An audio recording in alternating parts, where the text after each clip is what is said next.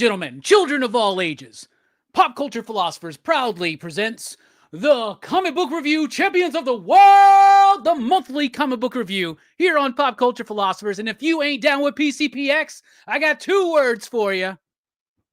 Suck it! There you go, everybody. Welcome to the monthly comic book review. We're going ham tonight. You know how we do, including our panel. It's Nick from Comic Culture. What's up, my man? Dude, what an intro, man. They got me all fucking pumped up, dude. Let's get into these books. I stole it from Road Dogg, but... That's right, dude. Let's get into it, man. Good to be here. Let's get into it. And you know we can't get into it without the digger himself. It's 9-panel grid. What is up, my man? It's going to be really hard to work myself down from that intro energy now, man. You're setting the bar really, really high so far. So, all right, let's go. I'm excited. Yeah, let's see what happens. Let's hope that the comics in February lend ourselves to such excitement. Oh, they will. They do. I'm confident. We'll see. Right? Speaking of lending ourselves to excitement, it's the man Stu from Dr. Doom's Fan Club. Station gang, what up, fellas? So happy to be here with y'all, celebrating another great month of comics. Yeah, maybe thanks for having me. Maybe another great month. I mean, I appreciate your enthusiasm. Solid. I think it was really solid.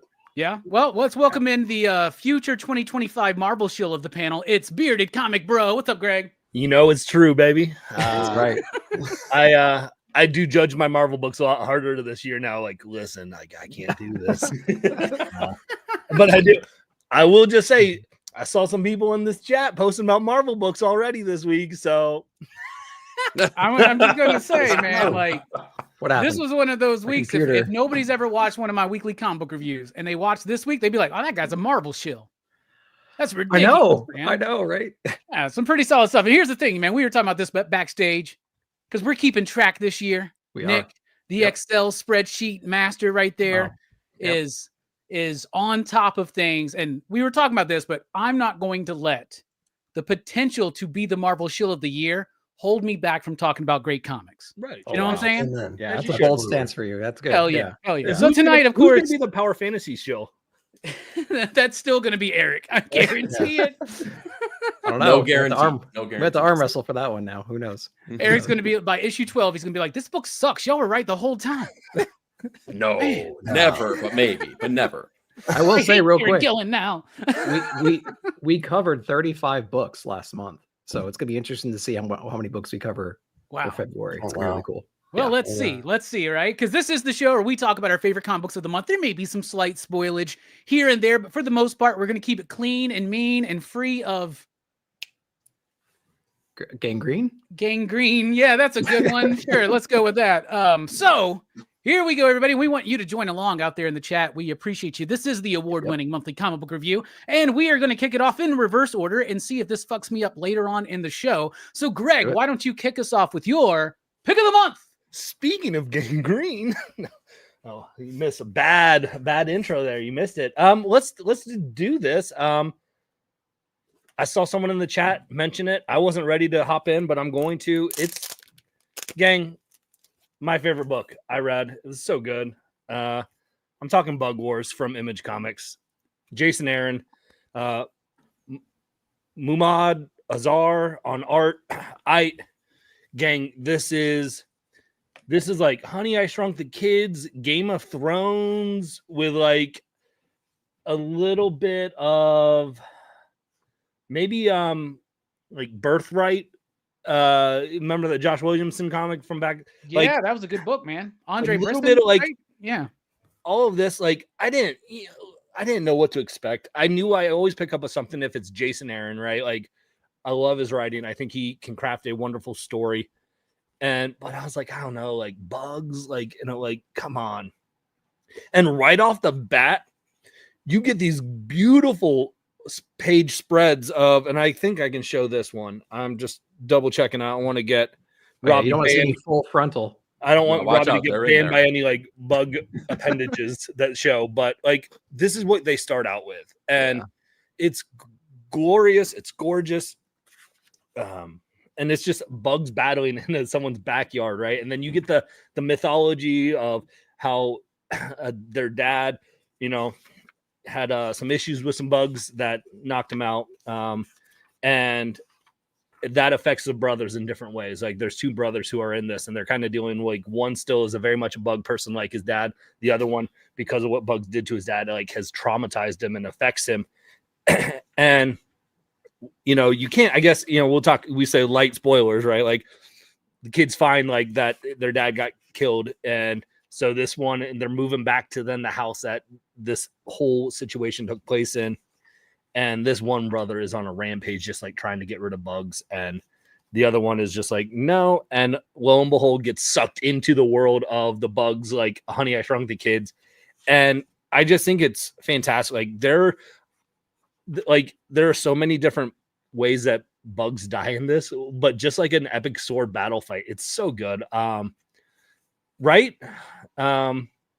But that's kind of what I thought. So I thought it was great. I'm really excited. This is going to be one that I look forward to every month, I feel. So Bug Wars was easily probably my favorite of the month.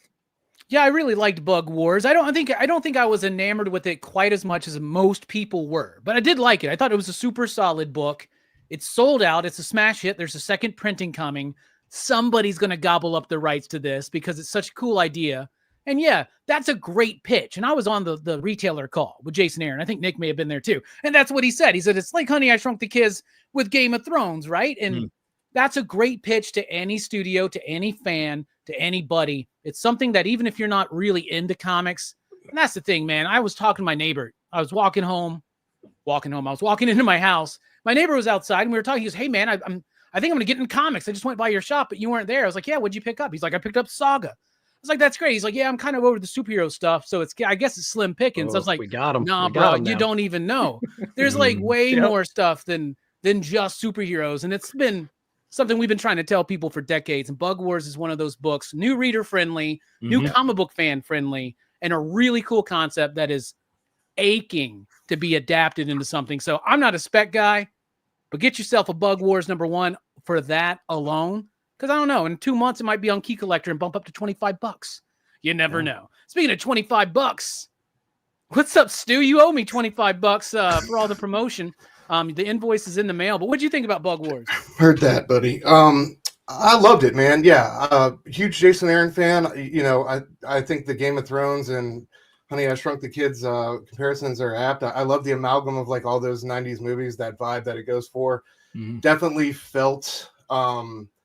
definitely got like some emotional investment when we met the family and the kid. I really felt for the kid trying to keep his Bugs alive when Big Bro came in there just smashing on his world. And then the ending with him entering into this world is going to be dope. And I love to see him already on the top of a beetle. So yeah, man, it's I think growing up as another one of those comics, like kind of reminded me of Grommets in that way. Growing up in the 90s, you're already going to be partial to that, and it's an idea executed really well by Aaron and company. So yeah, I love this one.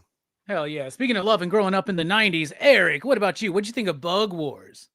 I dug it. I dug it more than I really thought I was going to as well, because Jason Aaron, for me personally, has become kind of a hit or miss writer for me. And I've learned that if it's going to hit for me, I got to give it time, because the way that he writes, it usually takes like a good 3 issues before the world is like fully developed and the characters are kind of like enriched and engrossing. So I knew that like I got to have patience with this, but I feel like the world building that he did was strong enough to where I was already drawn in. There was a lot of things that I loved about this, specifically the back matter, right? The map of the house, like, and then knowing the backstory that Jason had with this, being that it was like essentially the house that he actually grew up in, the yard that he had. It feels like there's a lot of emotional resonance with this story. It feels childlike and adult all at the same time, and I really appreciate the approach that he's taking on that. Plus, I just still love the scene. We talked about this on me and Stu's show, when the older brother is just mowing down the freaking anthills with the lawnmower. Yeah, like that something look on about his that just face. made, that look on his face, man. So, the artwork, Mahmood did a fantastic job, because you could just tell he was just so pissed off at these anthills. Like, screw you, I'm done with you. So extreme prejudice, extreme. Yeah, so sure. I had fun with this. I'm cautiously optimistic about where this is going to go. Hell yeah! Speaking of childlike yet still adult, what about you, Nick? What'd you think about Bug Wars? Wow, that's weird. That's really messed up. Yeah, I loved it too. Yeah, That's not the most messed up transition I've ever done. I Yeah, know. I'm about to say, dude, come I on. got You off- got off easy, bro. You got Let's to try it wait. again. Let's try it again. Thank you for that pass, Robbie. So they were on Inkball Live as well, I believe, just a little bit ago, and they were talking about how their creative freedoms, they're not shackled. You know what I mean? They both, they were dipping into the big two here and there, but they're so free over here on Image. And you can definitely tell just for the opening segment with that big battle, that Conan-esque battle right there, or Middle Earth kind of a thing. And yeah, I think that, like Eric said, it's a very personal story. There's lots of room for it to grow. The map in the back is awesome. You can see the scale of this story. If the sales are right, this thing's going to go on for a very long time, and they have a lot of room to grow with it. And I'm all for it, man. I can't wait to get into all the different factions and the different insects and everything. So he's got something really special here. So hopefully the sales will back it up, and this thing will run on for a long time. Hell yeah. My one thing is Jason Aaron knows how to craft an issue number 1, but we will see where it goes. I'm a little cautiously optimistic, like Eric said, right? Because I thought Jason Aaron's Avengers number 1 was as good as Grant Morrison's JLA number 1. Now, is Jason Aaron's Avengers run as good as Grant Morrison's JLA run?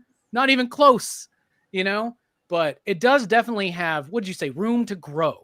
Right? Room to build, room to grow. Speaking of room to grow, Stu, what about you? What's your pick of the month? All right. In the spirit of, not being a Marvel shield and not letting that stop you from picking good comic books, I'm going to go with Storm number 5. By Mirwa Ayodele, artwork by Lucas Wernick. This book continues to surprise and delight me with each new issue. So full of kinetic energy. E said it best last night. It's got so much ambition, man. And it's like you can feel the static electricity coming off of this thing. First in issue 4 with the incredible Doom back and forth, the nod to history between the two. I just love that.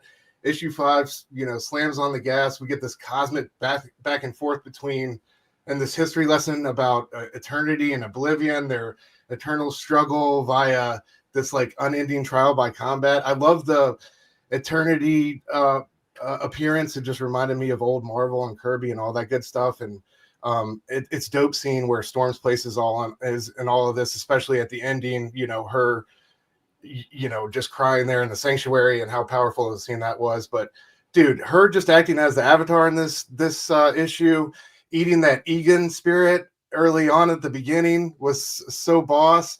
The couple Doom moments she got. And I also love when Doom dared her to kill an unarmed man and, knowing that she wouldn't, her hands were trembling and stuff like that. They're just so many great moments, so much great writing.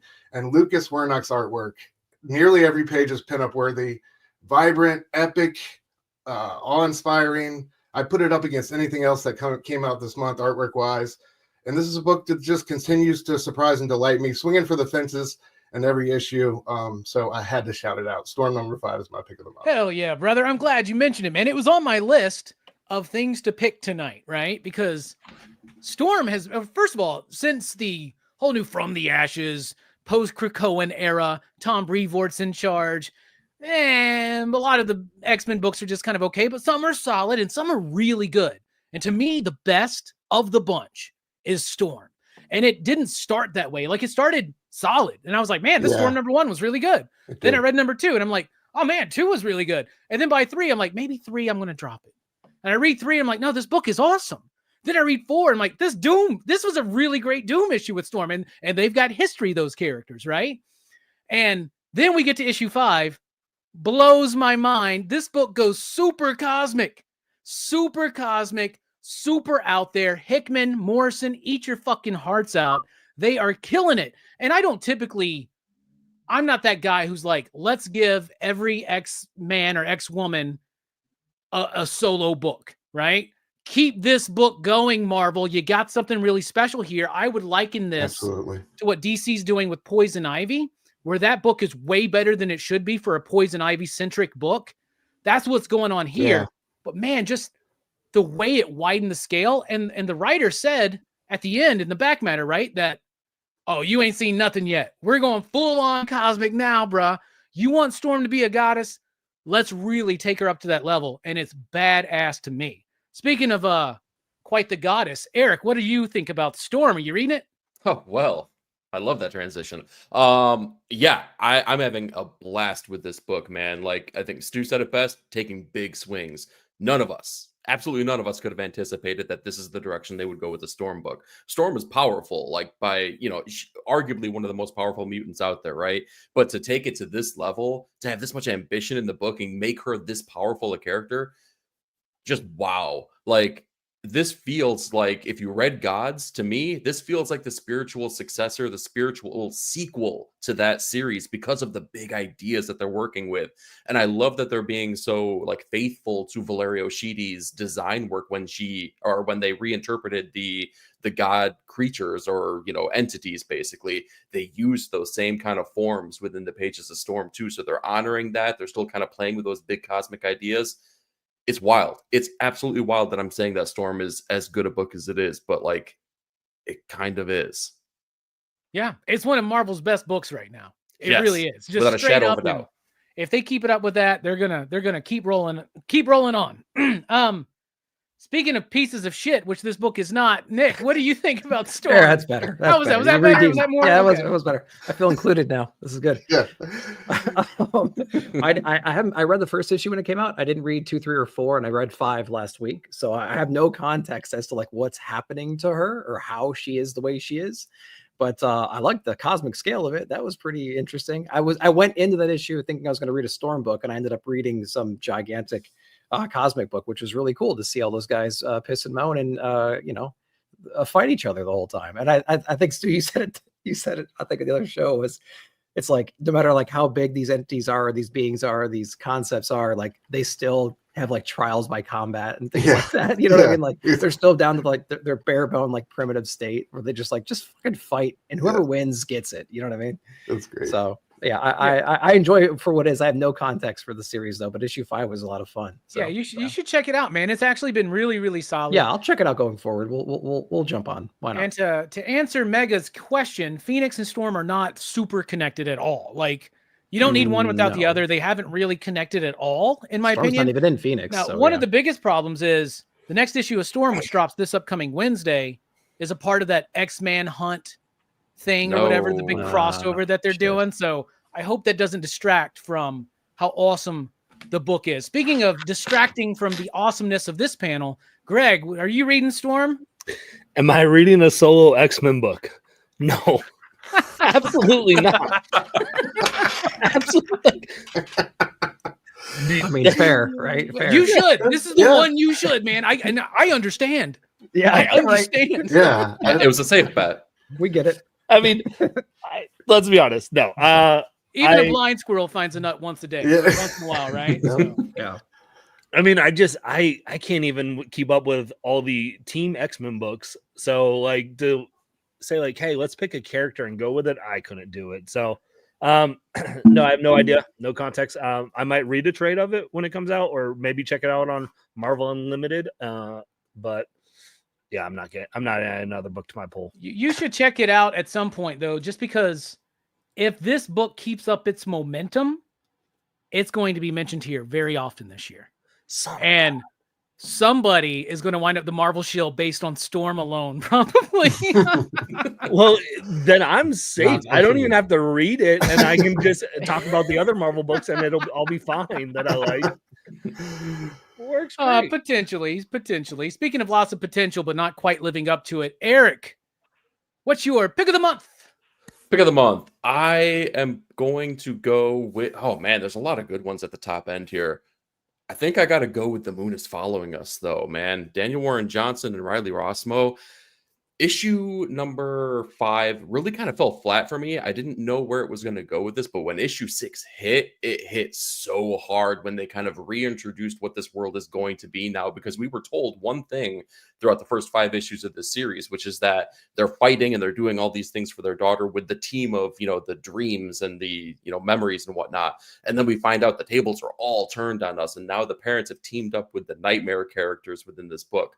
Man, Daniel Warren Johnson just does what he does best, which is like he pulls at your heartstrings. There's so much emotional resonance within this book, and the moments that we get with like the parents kind of choosing the avatars of the weapons that they're going to get, and you get that memory, that flashback of the daughter or of the father trying to pull the car seat and so you tighten it or loosen it, whatever he's doing, just trying to get that sucker in or out of the car. And he's like, "You son of a, get out of the," Dude, like that was too real, man. too real. Car Exactly. seats are not as simple So as they real. used to be, man. So real.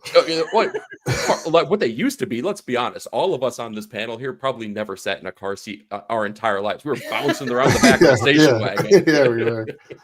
That's the truth. But if you're a parent, you've definitely lived that life. You've definitely struggled with a car seat. So to see that was just like such a beautiful, real moment here. And that's what Daniel Warren Johnson does so well in all of his books. So now I feel like this is starting to get closer and closer to all of the previous works that he's done and like hitting those emotionally resonant like peaks that he has. So I'm really, really excited by where they're going to go with this book. And this issue, yeah, it stood out. It definitely stood out amongst the rest. Yeah, I loved this issue. I love the big twist that we got in did they reveal the twist last issue, right? Now they're Yes. kind of developing it in this Yeah. one. You got the nightmares, the dichotomy of that. Speaking of dichotomy, let's just look at what Daniel Warren Johnson can do. He can make books that are dynamic and exciting as fuck, right? And then be very grounded and emotional, right? At the same time, Murder Falcon was that way. Do a Power Bomb was that way. Hell, Beta Ray Bill was that way. Transformers is that way. Yeah. Like, Mhm. it's insane that this dude is that good. I don't know if we've seen a better writer artist since Mike Mignola or something, right? Like, to me, Yeah. he's in the echelon of like Mike Mignola, Frank Miller, Jack Kirby is like, well, Jack Kirby was a better artist than he was a writer. It's concepts, but you get what I'm saying. Mike Mignola and Frank Miller. Like, I think Daniel Warren Johnson's already at that level. He's doing it amazingly well.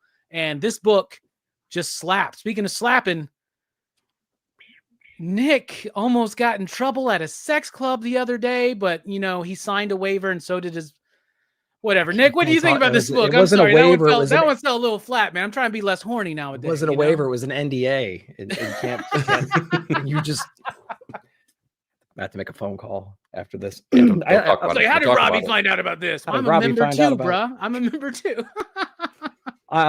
Speaking of weapons, man, a shark head on a what a spear? Yes. Yes. Cool. Frightening. Come on. As soon as I saw that, I was like, oh my God, Wonder Woman Dead Earth. Like he does this all the time. And I can't believe that I didn't anticipate it. And I just love it so much. I love the addition of the nightmares, right? So we had all these like positive reinforcements and we had all these characters we thought we could trust and they're all fluffy and nice and whatever. And they were twisted, of course, but like now we have the nightmares we're teaming up with. So he's really exploring that concept a lot more. And so he's teaming us up with unlikely allies and we're fighting the people we thought we were friends. The world got flipped upside down and it's pure chaos. And I'm loving the split between the art duties as well. And we just said it. Daniel Warren Johnson crafts a great story, very emotional, all about family and emotions and everything else. And I'm digging it. Hell yeah. Speaking of all about family and emotions, what about you, Greg? What are you thinking? I love The Moon Is Following Us. I think it's been great so far.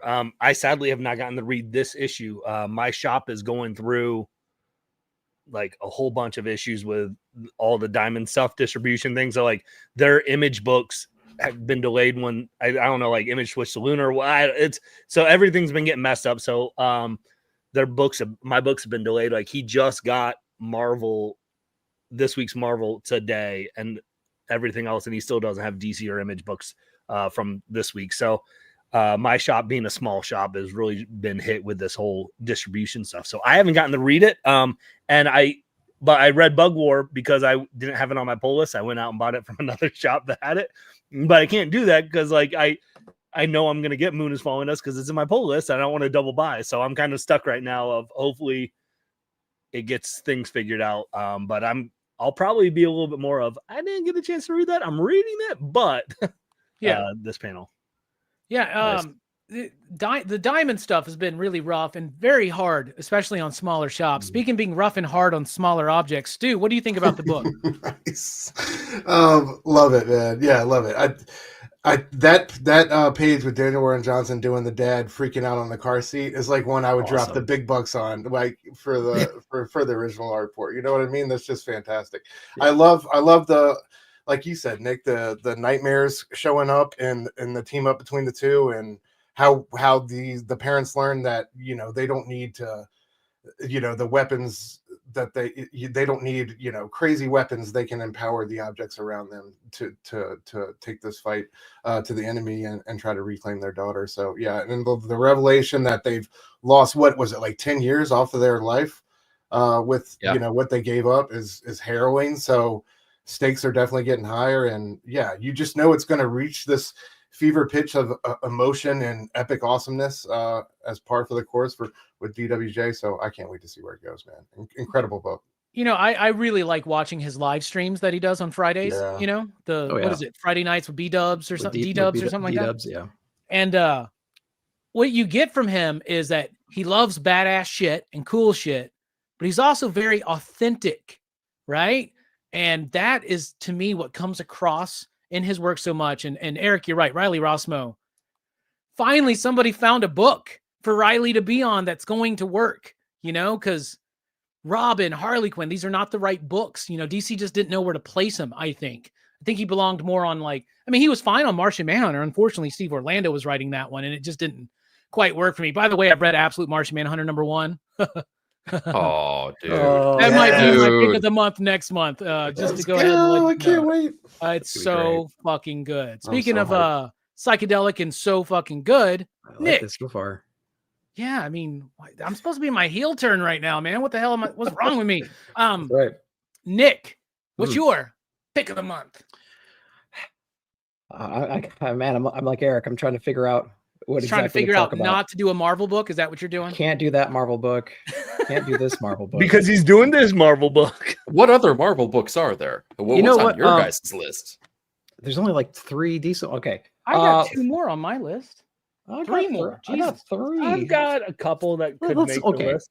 All We'll right, get let's talk. Sorry, this one's from this week, right? So, Absolute Wonder Woman issue number 5. I loved this Hell yeah. issue so much, specifically around the fact that our lasso is like the lasso of like sacrifice, right? So we have this idea that Cersei was creating, and she's kind of imbuing it because she has this precog ability, and she knows that Diana's going to need this kind of a powerful weapon that has that kind of an element to it in order to slay the dragons later in life. And she doesn't quite know exactly how it's going to work and everything, but she's been training, and she's been pouring her blood, sweat, and tears and emotion and everything else into this weapon to imbue and give to her.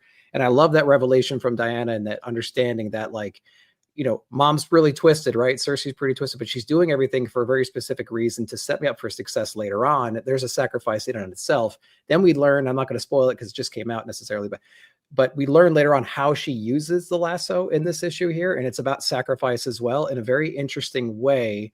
She observes her surroundings and she figures out a way to overcome this monster, right? And so I loved the message behind all that. I love the relationship with Cersei and how the sacrifice she has to make as a mother of like who she was supposed to be and everything she needed to build this weapon. Her giving up her life to raise Diana in a certain way, and what Diana's been doing with it, along with the whole ancillary cast as well, and how this Wonder Woman fits into this world, slaying the dragons, helping the humans, their sacrifices. It's just been a great, well-crafted book.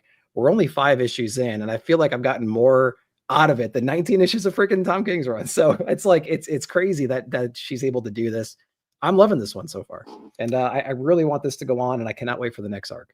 Yeah, you know, I'm a big fan of Absolute Wonder Woman. Hell, after only 3 issues, it made my top 5 comics of last year, right? Mm-hmm.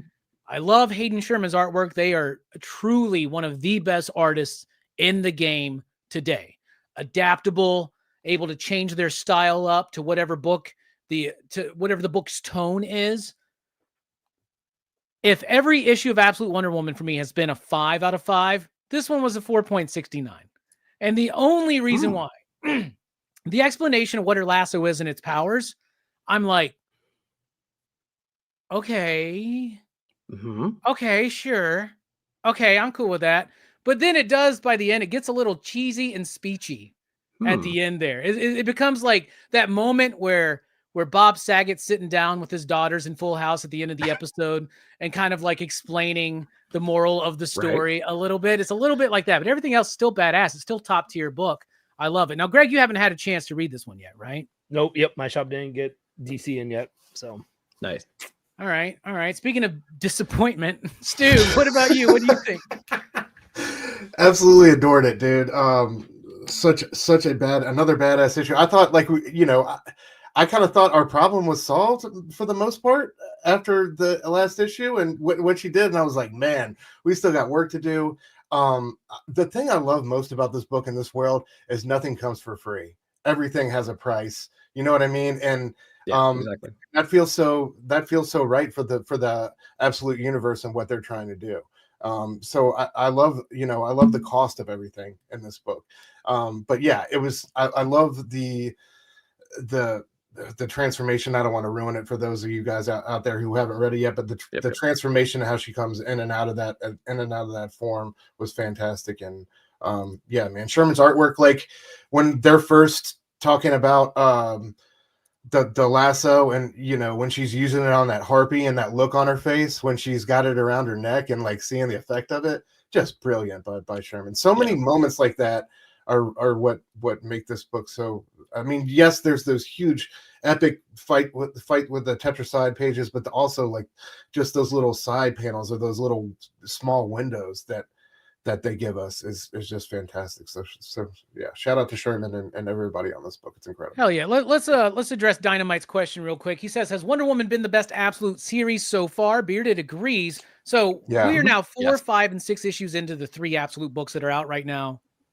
Bearded, your favorite's Wonder Woman. Stu? Yep. Yes, sir. Wonder Woman. Eric? Without a shadow of a doubt. Nick? Yep. Me too. There you go. 100%. 100%. I will say that I still like the other ones though. Like I'm not knocking the other ones, but Wonder Woman I think stands out for sure. Yeah, I definitely agree. 100%. Speaking of standing out, Eric stands out. Damn, man, these are too nice. Eric, what do you think about Absolute Wonder Woman? I loved it. Y'all explained it so wonderfully, right? Like, and Stu was saying about the cost of everything. It's so true. That is such a I don't know, resonating thing within all of the issues that we've gotten so far. But what I think makes it special for me reading the book is the karmic quality, because everything has come at a price. But at every turn, there's a price that's paid, but also there's someone there to kind of like lift Diana up or lift whatever up, right? To make the situation whole, to find the solution, to make everything right. It's not all falling on Diana's shoulders. She has this wonderful group of people, like the parental relationship that she has with Circe. Holy cow, man. I didn't think I needed that or even wanted that from this series, but it's like everything to me. I love all of the time that we get to spend in hell. And Bearded, I know you haven't read this, man, but when they reform the absolute JLA in this issue and they all come together to fight Darkseid, oh, it was amazing. It was, and then fucking Deadpool shows up. I know, right? Weird, and it's like an early Marvel DC crossover. Yeah, who would have known this would be the book? It was crazy. Yeah. It's so early on in the universe too. It's just they must be taking bigger, bolder swings than even Storm would. But no, I love this series, man. It's if not my favorite DC series right now, it's like definitely within like the top 3. Hell yeah. Absolutely, man. All right. Speaking of top 3, it's time for me and my pick of the month. And I'm top 3 ever in any category.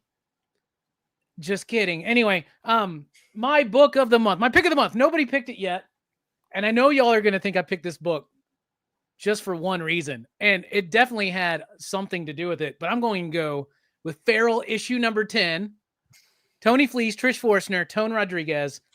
I've been loving this book. It's a zombie story, but about cats. And if you are familiar with zombie stories, you know that they can be tragic and heartbreaking. A lot of them hit the same kind of beats. But in this one, you got the cats. They're stuck in this basement with this dead old cat lady blocking the door. They have to start eating the woman. So they start turning the woman's turn. She's a zombie. It's absolutely freaking crazy. It is heartbreaking. It is tragic. It is nuanced. It is just, it's easy to manipulate me emotionally using cats, right? It really is. Like, I literally tear up watching the Aristocats, y'all. You know what I'm saying? Like, and whenever you see a show or a movie where they put cats in a bag and somebody tosses in a river, I get so fucking outraged, man. I'm like a goddamn somebody who pays attention to politics on Facebook or Twitter. You know what I'm saying? Like, I get outraged. Like, you can emotionally manipulate me using cats. Dogs, Old Yeller, I'm just like, he did the right thing. He did the right thing. But reading this book, and it breaks my heart. Plus, your boy's got a pull quote on the back. Let's solo that out. Oh, So that's everybody. why. Yeah, Okay. look at that. Hell yeah. And I didn't even know that was happening. So, Tony, thank you so much. Tony's a homie of mine. I've had beers with him. He's a super cool guy. This book, though, it's not just about manipulating me emotionally. It's also just about how well this book is crafted. The art is amazing. Tony Rodriguez does everything except for the actual animals.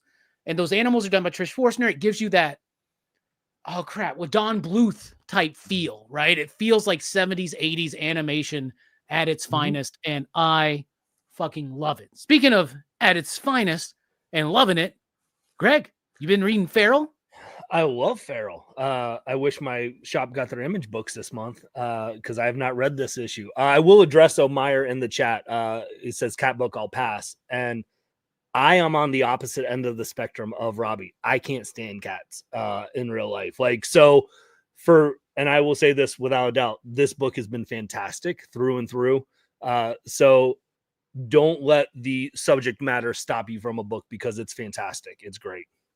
Hell yeah. I know you can't wait to get your hands on this issue in particular because it's got your boy's name on the I'm back. going to get you to sign it. Yeah, I will, dude. I will, dude. Just bring a good Sharpie, man. None of that gold or silver shit because they spit. They spit. Speaking of spitting silver and gold, what the fuck does that even mean? Well, he's got the Silver Surfer behind him. Oh, yeah, he Sure, there we does. go. Speaking of There we spitting go. silver surfer gold, what about you, Stu? What do you think about this book? I am not reading it, man. I kind of fell off on the first arc, unfortunately. So Well, you sorry picked to- this one up, though, because my name's on it, right? Yeah, for sure. It's right over there.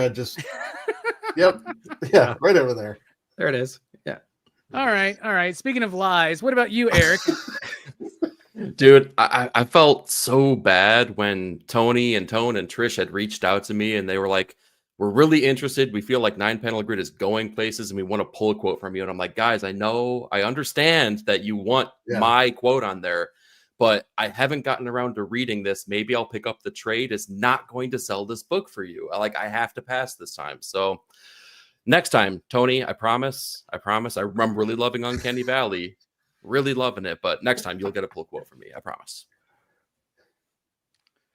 All right. What about you, Nick? What do you think? Save it, NDA Nick, save what are it, you thinking? Save it for Robbie. Because you're not going to. You're not going to save it. I didn't read this one either. Damn, I feel Awesome bad now. pieces You of shit. Y'all started. know that? He was so, Like, I he mean, was so happy. Greg at He least was has a so good happy. excuse. Greg can blame Diamond and was all that Diamond. situation. Oh right? yeah, my It shop was didn't get Diamond. it. It My was shop Diamond. You didn't are get all it either. pieces of You guys shit. really Sorry, missed bro. out on Oh, this. Oh, You but guys it's really should've- congrats, man. That's awesome. You know, You guys should have for hung book into your this I'm name. whole so happy Diamond. for you, though. Lost Yeah. your books. Fucking Yeah. shit. All right. I got to read Put your 7 issues government of name Carol on that by next week. motherfucker. Greg, being my best friend here on the panel, why don't we move on to round 2? What's your second pick of the month? You know what? I'm going to do it. I'm going to be that guy. And I'm going to pick another Jason Aaron book. I'm going with 2. Batman Offworld, issue number 6.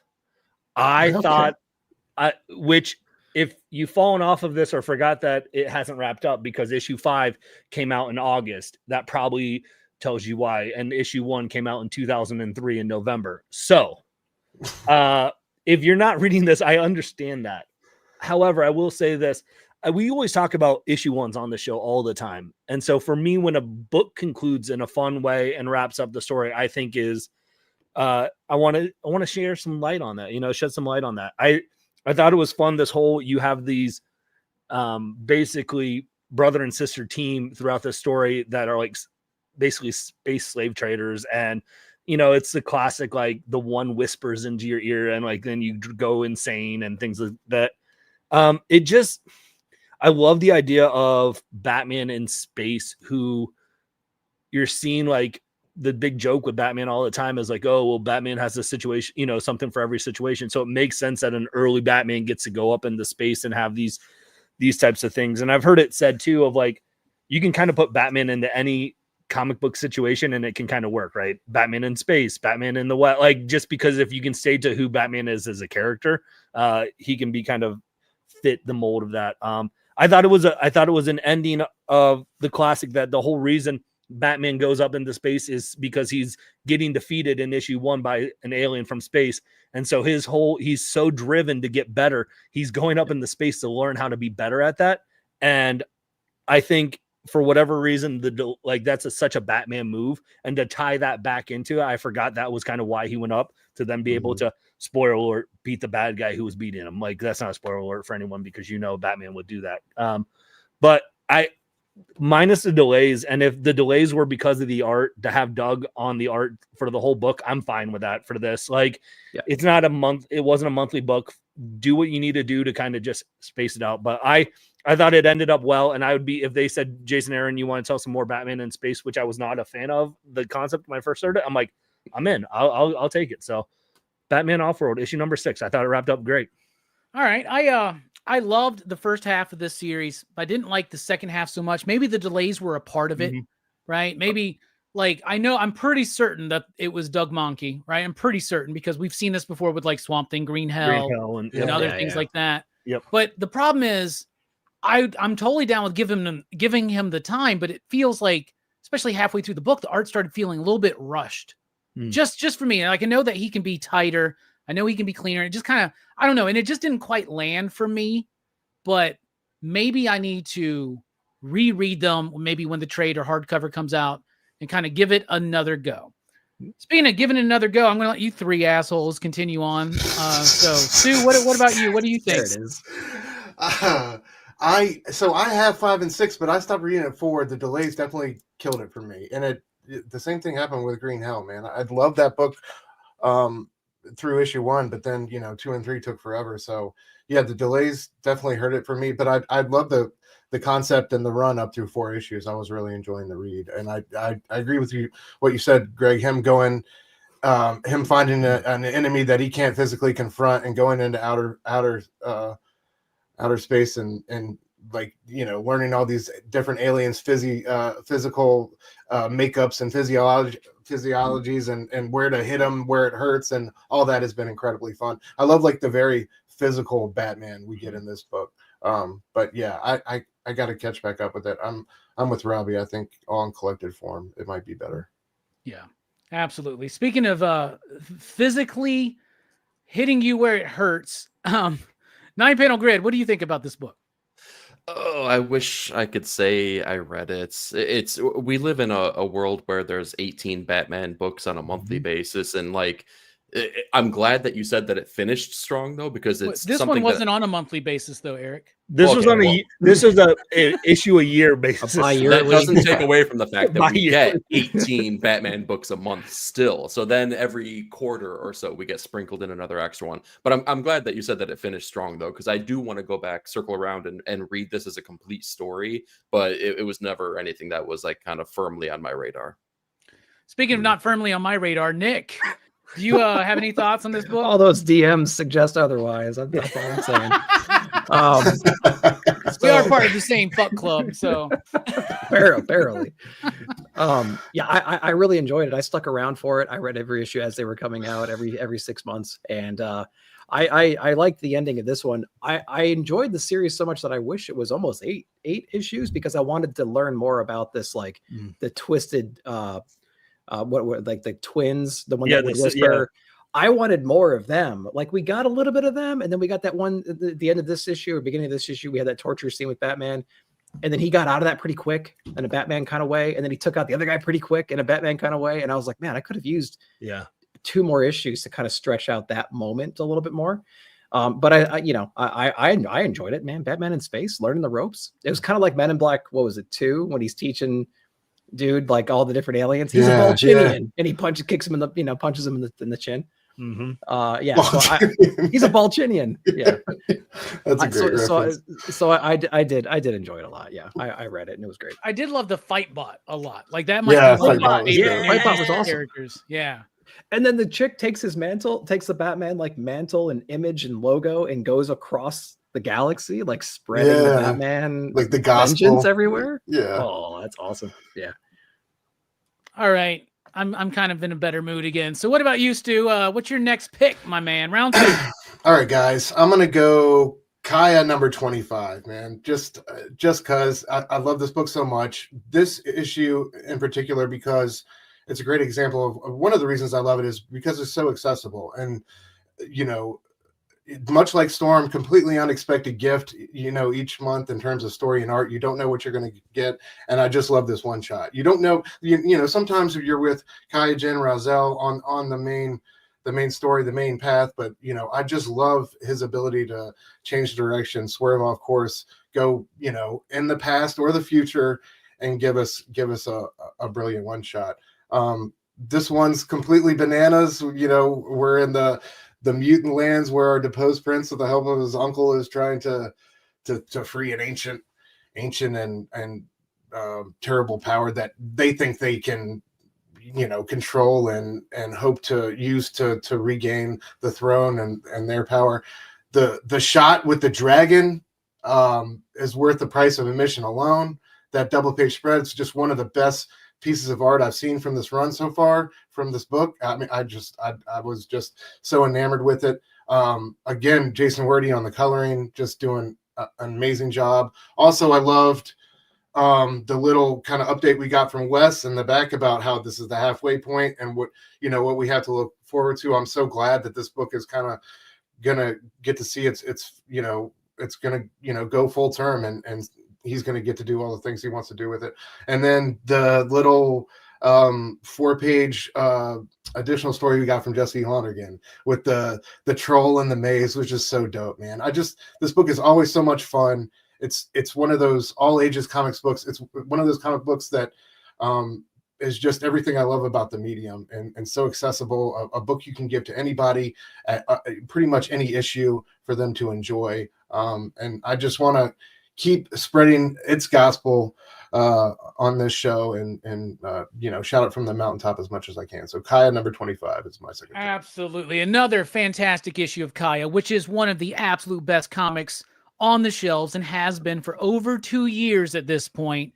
Brilliance, amazing artwork, the composition, no space wasted, such a great flow to the story. I cannot wait to sit down and just do a big like afternoon of reading Kaya or rereading it. You know what I'm saying? Like, that's going to be so great. And Wes Craig, who I already knew was a fantastic artist because of books like Deadly Class. He's written and illustrated his own books before. There's one, I think it was called Gravediggers Union. I never really quite vibe with that work, but Kaya is something else. He's truly putting himself up there with names like Jeff Smith and Scott Morse at being able to do all ages comics. So when your kids outgrow Dogman and Cat Kid, check out Kaya. It's definitely something worth reading along with your children. If you have children, it's fantastic. And it's just such a beautiful book that more people need to read. I can't think of a good transition. So Eric, I know you're a fan. Why don't you tell us what you think? I'll accept that. I loved it. I mean, of course, we praise Kaya. I think we do the Lord's work here, Stu. I'm so glad that you brought this up. Kaya is absolutely, without a shadow of a doubt, such an easy sell. Like, you could put this in the hands of anyone and they're going to enjoy it. We've gotten maybe, I think, 3 in-betweener issues right now. And I feel like we've gotten like basically a surprise at every turn. The first one was kind of like a real chill, real kind of like just catching your breath kind of thing where we still stick around with our main characters. Then we get a view of the future where Kaya and Jin are not together whatsoever. She's got a whole new freaking arm. We have no idea what's happening now. And I thought I kind of figured out the formula. It's like, okay, we'll keep getting sneak peeks into the future and then we'll pull back and see how we get there. No, that's not what they're doing here. This issue opened up the entire world of Kaya in a way that I did not see coming whatsoever, with like the notion of the dragons, the history of them, how the, you know, going back to spend some time with the mutants as well, who were our first kind of companions when the series kicks off. Such a beautiful way to kind of lay out where this world is going, because it's opening it up in a big bad way where, like, I don't know, the adventure is definitely going to be, it's not quite as predictable as maybe we saw coming down the pipeline. We could see little bits and pieces. Now I straight up seriously have no clue where the story is going. And that's a great thing. On top of that, Jesse Lonergan, there's like 2 people I can think of that do panel work as well in comics as well as anyone, right? Top tier. Hayden Sherman and Jesse Lonergan. No one lays out a page quite like those two individuals. And Jesse Lonergan, the fun that he's having on the pages where the troll is chasing Kaya, dude, just chef's kiss, beautiful stuff. It's Kaya. If you haven't heard us by now, open your ears, open your hearts, go buy Kaya. Go buy that book. Yeah, go buy that book. And speaking of troubling and annoying trolls, Nick, You did it. why don't you tell us what you think about this book? No, I love Kaya. I read that. I read the first issue when it came out. You guys kept on going with it. It hit like the high teens. You guys kept on talking about it. I dipped in for like a day, just read all of them, got them all, read them all, and I enjoyed the hell out of it. And I continue to enjoy it so much. It truly is one of those books you can hand to anybody. Kids are going to love this book. Adults are going to love this one because it has really great principles. It has a great core to it, and it's amazing artwork. And it's a hero's journey story, but it's connected with a family, and there's great ancillary cast on top of that. There's robots, there's monsters, there's prophecy, there's magic, there's all kinds of stuff. There's demons. There's the cast of characters is incredible inside this thing, and the interior art's fire, man. So it's got everything you want in a comic for sure. I just wish that we would get 200 ishes instead of 50 or whatever. You know what I mean? Yeah. It's just such a great time. Let's make that happen. To address Simpleton in the chat, Wes was skipping those single one and done, like self-contained issues. He was skipping those in the trades because he wanted people to like get onto the book. But I think he has since reversed that, and they're going to be included. And I cannot wait until Kaya needs one of those big, like 24, 25 issue, like big hardcovers, Please. That artwork is so great. And I do believe Wes is represented by Felix, and I know they love doing their hardcovers. Speaking of being represented by hard, that was rough. That one was rough. Hold on, let me try that again. Hold on. Kaya is such a great book, and I love the big dragon and how it sneaks in out of nowhere. Speaking of dragons that sneak in out of nowhere, fuck. Greg, what do you think about this book? Yeah, Greg, what do you think about this book? You piece of shit. I kind of just wanted to keep hearing this. As I wish I could blame this on my shop, but I can't. It's still on my list to pick up with Bowling with Corpses from last week. Stu talks about Kaya every single month, and I think Stu wasn't on last month, and Eric talked about Kaya when Stu's not here. Like, boy. So it's on my radar. Here's my question though. You all keep saying like it's great to read with kids. Like, what age would you all recommend? I mean, really all ages. I would go 10 and up, but maybe I don't know. I don't Depends know. I don't have kid, fucking kids, man. I don't fucking know what they're like. I would show a kid Return of the Living Dead. So what do I know? It's not like gory. I mean, there's like fighting and stuff like that, but there's not like it's not ultra gory. How about that? So I mean, most kids nowadays, I would have been comfortable. Exactly. 5 and up. If they're reading, they can read this. Exactly. Okay. Well, then I think I have some content for the channel. Then maybe I'll do a book review with my daughters, and we'll read Kaya. I swear to God, though, if your daughters don't like it, dude, don't put that video up because I'll be really hurt. Everybody here on the panel will be so hurt, and I know, right? We will send hate mail to your daughters. But like, can you believe they actually did it? This book is filthy. Can you imagine? I'm waiting for the rebrand. You're Bearded Comics with Kids now. No, I can't do that. I don't want to do that. But no, listen, I read freaking Babysitter Club books with my girls every single night, so I'd love a break. A little different. Yeah, man. So, you should give it a shot, dude. Seriously. All right. Yeah. Well, Kai is kind of a babysitter for Jen, so it works. Yeah, it works. Yeah. And speaking of Babysitters Club, 9-panel grid, out of all the great movies and comics we talk about, he still says that's the greatest piece of art that he's ever read. And he has every single volume on his shelf. He's just afraid to show us. No, Eric, what do you think about Kaya? Wait, have I already asked you? Where are we at? We've talked. Yeah. No, not what do you think about Kaya. What's your round two? What's your round two? That's where we're at. Let's continue to talk about Kaya. All right. Let's go with we already talked about one Batman, but I said that there was 18 that come out per month here. I'm going to talk about one of them, Batman and Robin Year One. I'm in love with this book. I think it's the best Batman book that's coming out month over month, without a shadow of a doubt. We got one that maybe tips and gets pretty close to it, but this one just it hits my expectations in ways that I never thought it would. When the title includes year one, that's weighty, right? There's an expectation behind that. And most of the time, it's kind of like a slapdash kind of thing. It's like, here's a money grab, it's year one. This should be exciting. It's like, okay, well, sometimes it hits, sometimes it doesn't. This is honoring the label of year one. This is honoring the things that Frank Miller and David Mazzucchelli put in place with the notion of year one. This hits all of those things. It feels like a classic comic book with modern mentalities, but it's still like not leaning in too far into the modern. It's staying of its time. You could tell that by the color palette that's being used by Mateus Lopez. You could tell by the storytelling between both Chris and Mark on here. It's just crafting a beautiful story. And this one, I love that the relationship between Bruce and Dick continues to get tested more and more, but you can also see some of the ways that they're going to be drawn closer and closer. This one, they've been tested the most, where basically they're not even at arm's length anymore. They're basically like, you stay in your lane, I'm going to stay in mine.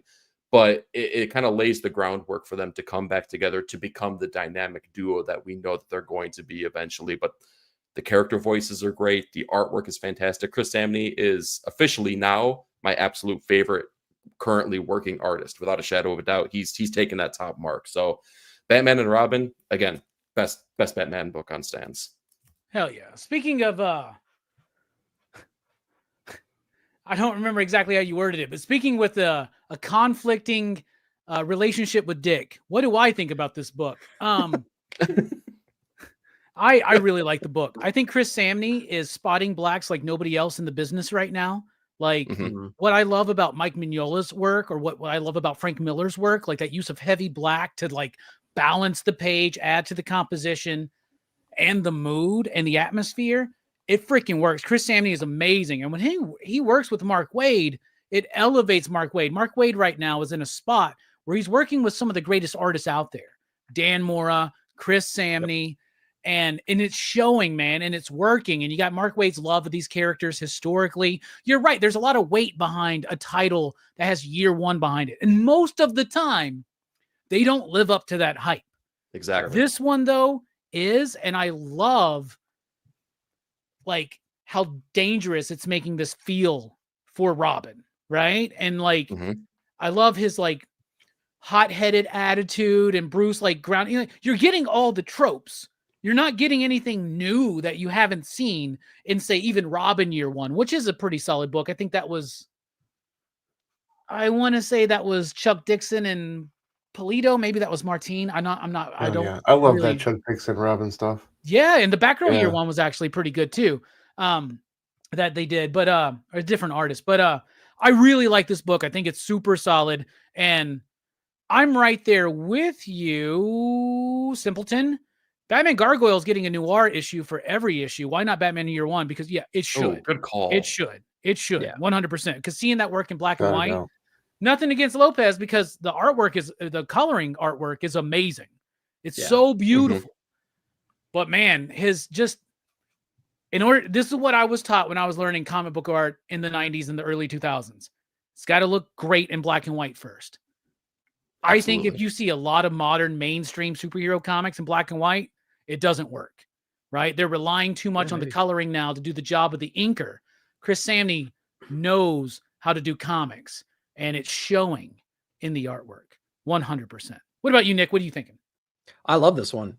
It's got, there's a special combination of powers going on here with this creative team. The story is silky smooth. Like, it's a quick, nice read, right? It just feels really good. It gives you all those classic vibes, of course, right? And so I'm loving the shit out of it right now. And I love the villain with Clayface, and we're understanding that dynamic and everything. And he's cutting his leg off with his batarang, and he's trying to piece all this together. He doesn't quite know what he's up against at the moment. You mix that with a lot of the conversations in the beginning about Dick Grayson not having a good time at school, and he's like getting expelled within the first hour or whatever it was. So like, there's a lot of cool things happening inside the story, a lot of familiar things, but it's fun to retread over this area, especially the way that they're doing it. Great storytelling. Like I said, it's a buttery smooth story, and the art's fantastic. Yeah. Hell yeah. Speaking of buttery smooth, what about you, Greg? What do you think about this book? I agree with everything that's been said so far. I think it's probably the best Batman title on shelves right now. As someone who's reading all 18 Batman books that come out each month. 18.1. Yeah. Yeah. I think it's the stuff that you all hit on, right? The storytelling matched with Chris's art. And when you're getting these moments of Chris can depict facial expressions, I think one of the best at it in the game. Like there's a moment where they jump into where the bat signal is, and Robin's gonna like, his cocky self, and Commissioner Gordon's like, I wanted to kind of just talk to Batman by myself. Like, you don't see an R on this, do you? Like, and he's like, go read Kaya, kid. And this Robin is kind of between me and your dad. Fine. Robin side eyes him, and then he goes into the next panel, and he's like, yeah, kicking rocks. It almost feels like too in this series that you're seeing the father son role is more being shown in the Batman and Robin part, and they're more like the buddy role is in the father son part, where those are kind of reversed, because I think Bruce is trying to figure out what it is to be a dad, but like where he can be like a dad in dad mode when it comes to being Batman to Robin, if that makes sense. Like, so I think it's been interesting to see that dynamic. And the moment, but even like Clayface with his face starting to melt away at, when he goes to the scene in the closet, and there's these, you're still getting your classic Batman noticing little things about, why he knew that there was something up with this person. And I think this is a great one. And if you are sleeping on Batman books because there's so many Batman books out there, I get it. I understand. This is one that you should put on your pull list. It's that good, in my opinion, that I would say if you're going to read one Batman book, make it be this one. Yeah, 100%. And I agree. I love the slow reveal, as obvious as it is. Mm-hmm. But I love that we get to piece together along with Batman and Bruce, that this is a Clayface story, right? And I really like that, because usually it's Two-Face is kind of put into the early Robin stories, right? And I really like the fact that it's Clayface. Clayface is a really cool character, and especially from the animated series. And so I think that he's a great character to explore as a villain in this series. And speaking of faces that look like droopy poo, what do you think, Stu? Oh, and it rhymed. Look at that, and it rhymed too, man. That's awesome. Faces that look like droopy poo. That's amazing. I'm glad I'm the subject of the most poetic transition of the night. Yeah, I love this one. From the cover, the cover is so boss. The beginning, like Nick was talking about, the dynamic of, I love how it, these two are struggling to find each their place in this relationship and coexist together. And how Robin's trying to make him understand how, where he's coming from about the circus, being a slur. And then, like we were talking about last night, I love Bruce saying, I waned the principal into letting you stay. He's like, did you just use Wayne as a verb? So much shade for that? Absolutely. And like, they always, Wade finds a great way to maintain that the comedic element and that triangle. Like, I love the other issue where the social workers come in the house and Dick's doing flips off the chandelier. It's just, and Bruce is trying to get everything under control. It's fantastic. And yeah, I love, the decision, him running out that panel where Alfred's like, oh dear, when he finds him missing. It's just so on brand. I love what he said about the year one stuff. It's absolutely like the palette for that. But then there's elements of these, like some of these issues just feel like retro Batman episodes in certain ways, but it's also gritty and dark. And I loved Clayface and the incarnation of that villain in this one. I love the mask and just all the design choices they made with him. It was super cool. So yeah, this one, I second Greg's recommendation. Get this one in singles and in the collective form, guys. It's definitely worth it. Hell yeah. It's one of those perennial evergreen books that DC likes to do that Marvel always is like, what? No.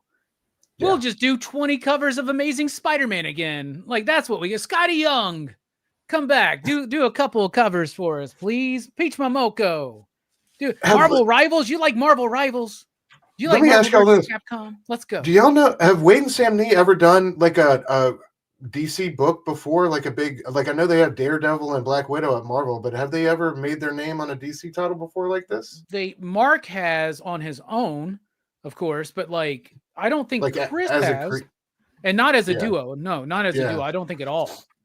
No, Yeah. it's dope. But I love those Black Widow and Daredevil runs that they did in Marvel. So Oh, it's dude, that pretty Black Widow run and the Daredevil, yeah, they're amazing. They're Daredevil's so so good. good. And then Chris Samney it was part and parcel of like the importance of what made my favorite Robert Kirkman book work, which is Firepower. Like his work on Firepower was amazing. All right.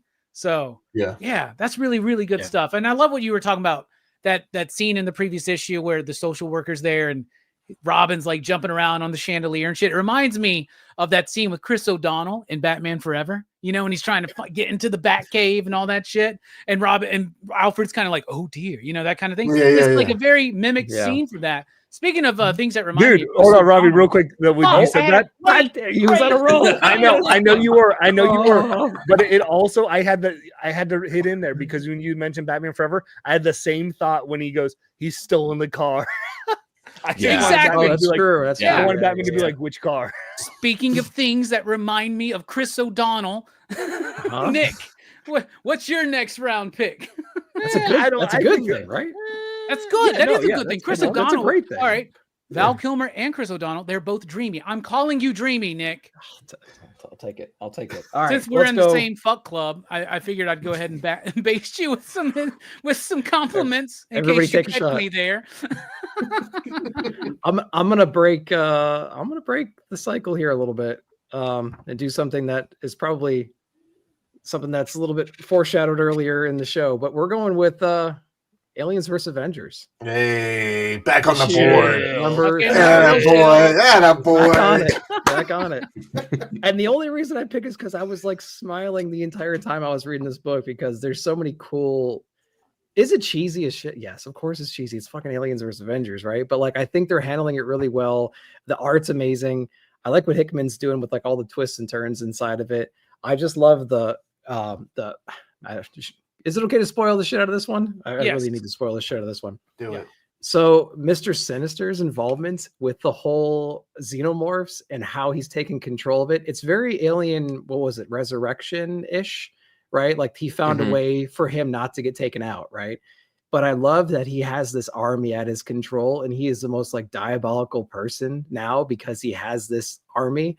The face hugger cannons in this book too. Like, are you out of your mind? Like that was so fun.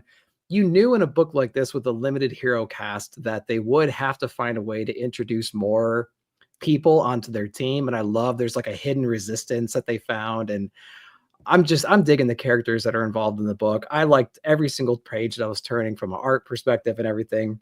Assad Rubik's doing a great job with that. And I just love the shots of Mr. Sinister. He's just like smiling so hard as he's blasting these cannons with face huggers. It was seriously a book that I was just in love with from page to page, man. I love where they're going with the series. So yeah, Avengers, Aliens 3, awesome.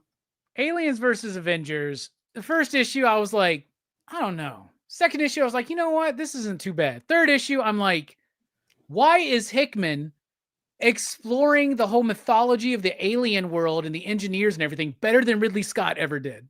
Yeah, right? Like, why? Like, it's like there's so much mythology that's pushed into it, man. Like, people like me that are those like Prometheus and Covenant apologists, right? This is a book for you because they finally get to explore some more of this stuff. There are references to it. There's reference to David, right? Like, I fucking love the book. I think it's great. And it's Hickman. So Hickman's doing Wolverine Revenge right now. Hickman doing a Wolverine book with Greg Capullo. That should be fun. That book kind of sucks. That sucks. Right? Kind of. But No, Alien versus Avengers, like, it still has that cheesy Dark Horse early 90s Superman Aliens kind of energy. But it's still Hickman-y. Unlike Wolverine Revenge, which isn't very Hickman-y. In fact, I don't even know if Hickman's fucking writing that book. I think he's pulling a Stan Lee. And he's got his brother or some shit writing it. Maybe his wife. I don't fucking know. Maybe his kid. I don't know, man. There's some child labor going on there. Speaking of child labor, what about you, Bearded? Because you said you're gonna have your daughters do content for you on the YouTube channel. Good recovery. Yeah, that was a good memory. What are you thinking about this book? You reading it? I am, surprisingly, because I'm not the biggest Aliens fan and I'm not the biggest Hickman fan. So I don't know. I really can't explain to you why this is working for me, except for it's just fun. Like Nick said, I'm I'm just giddy like a little kid, like just reading this, like, oh, that was cool. That's awesome. Like, I don't know the history or back matter as much. But I'm a sucker for a good, like, heroes are gonna die story, because we don't get, like, I think that's a fun element because we're so used to just like Iron Man and Batman and, you know, and all these characters that we have in all these DC and Marvel comic books. We get, you know, they're not going to die, right? Like, and so like when you get moments of like who's safe, who's not safe, it feels very much like a James Gunn like Suicide Squad, right? Like where it's like, I'm going to let you know no one's safe, and you know, this is why I think Deceased works and things like that. So right, it just keeps me on the edge of my seat, like, because anything can happen. And I think that element is fun, and it's done in a way that we haven't seen yet, right? Because everyone's done Marvels vs. Zombies, everyone's done, you know, we had Deceased, and then you got your vampires, and like now it's like this is the same, those stories, but in a different style and in just really a fun way. And you know, like you said, well, then the rogue collecting is correct. The art doesn't hurt, right? Assad's artwork is fantastic, and to get those, you know, some of those splash pages of the spaceships and things like that, and it's a fun book, so I love it. Oh, the end of this one too. Yes. Oh, like the last page when they're looking up and this something's coming toward. Oh, I was like, oh my god, I cannot wait to see what they're going to do with that. Either right. It's a giddy book, man. It makes you excited. It is. Yeah. And I'm so glad you mentioned the fact that like Mr. Sinister's out there with like fucking potato guns. It's insane. Shooting goddamn face huggers, man. When I read that, I was just like, what? Why has nobody ever done this in a movie? Like this is my god, it was so fun. It is the you weaponizing it like, oh, dude, it's so huggers. fucking cool, dude. Yeah, absolutely what did he say? Awesome. Yeah. Yeah. They need to set an alien movie in like an arena, like Madison Square Garden, and then just use a t-shirt cannon launcher and shoot those. Yeah. Who's gonna join the contest tonight? Yeah, he goes up to the crowd. He goes, "Do you know what this is?" They say no. He goes, "It's a gun, human, and it shoots face huggers." And he's laughing maniacally. Boom, boom, boom, boom, boom, boom, boom. I'm like, oh my god, that's awesome. So great. Speaking of shooting face huggers, Stu, what about you? What do you think, man?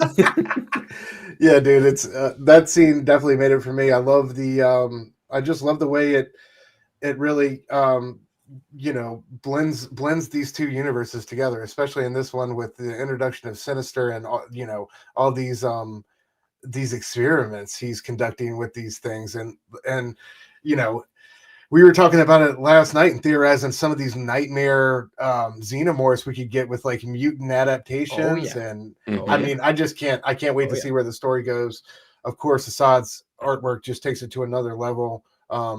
You know, it reminds me of the epicness of Secret Wars, and that's never a bad thing. And I just love not only how he does those huge, like, you know, operatic, dramatic, you know, space station shots, but also like just the close-ups, his facial expressions. A lot of the shots of Carol in this issue going through the horrific stuff she went through were just so powerful. I love to see the kind of like the ragtag crew and who was invincible to these aliens and who made it through. It's just fantastic, man. It's so much fun. Yeah, and it's just I don't mind the delay on this one. You know, it's coming out, you know, every few months or so, but it's not too long that it completely falls out of my purview or I can't, you know, remember what's going on. So I hope they keep this pace. It's a good pace, I think, for this book, and it's a pleasant surprise every month or two. And there's only one more issue, right? Like it's only a 4-issue series, so it's all about to get wrapped up. Really? Is it really? Damn, I thought we had more than that. The shop owner just ruined everyone's hopes and dreams tonight. Here. I think it's only a 4-issue series. Somebody can correct me if I'm wrong. I might be wrong. That's happened before a few times, at least a day. I don't even remember what I was going to say, but I was going to say something, and it was going to be profound, and it was going to cleverly go into an insulting transition to Eric. Speaking of being wrong, yeah, I was going to say it was right there for you. Fuck, Eric, what do you think? Well, first of all, I got to go back to something that you said about being a Prometheus and Covenant. Hold on a second. Oh yeah, the book's ending in one more issue. Speaking of wrapping up too quickly, Eric, what do you think? Hey, I'm not afraid of a sprint. Sometimes you need that. I want to go back to what you said, though, about Prometheus and Covenant here. You said that you're an apologist, and I would argue that. I don't think that there is such a thing as an apologist. I think there's people that have great taste who like Prometheus and Covenant, and then there's everyone else, because those movies are awesome. The Alien franchise, I think Covenant is probably, arguably, maybe the best movie since the original, and I will die on that hill because it is better than James Cameron's movie. Okay. What I love about Alien versus Avenger is that Jonathan Hickman totally just disregards everything that happens within the Marvel universe that was before Secret Warriors and after Krakoa, because nothing else matters. He works within the Hickman verse of Marvel.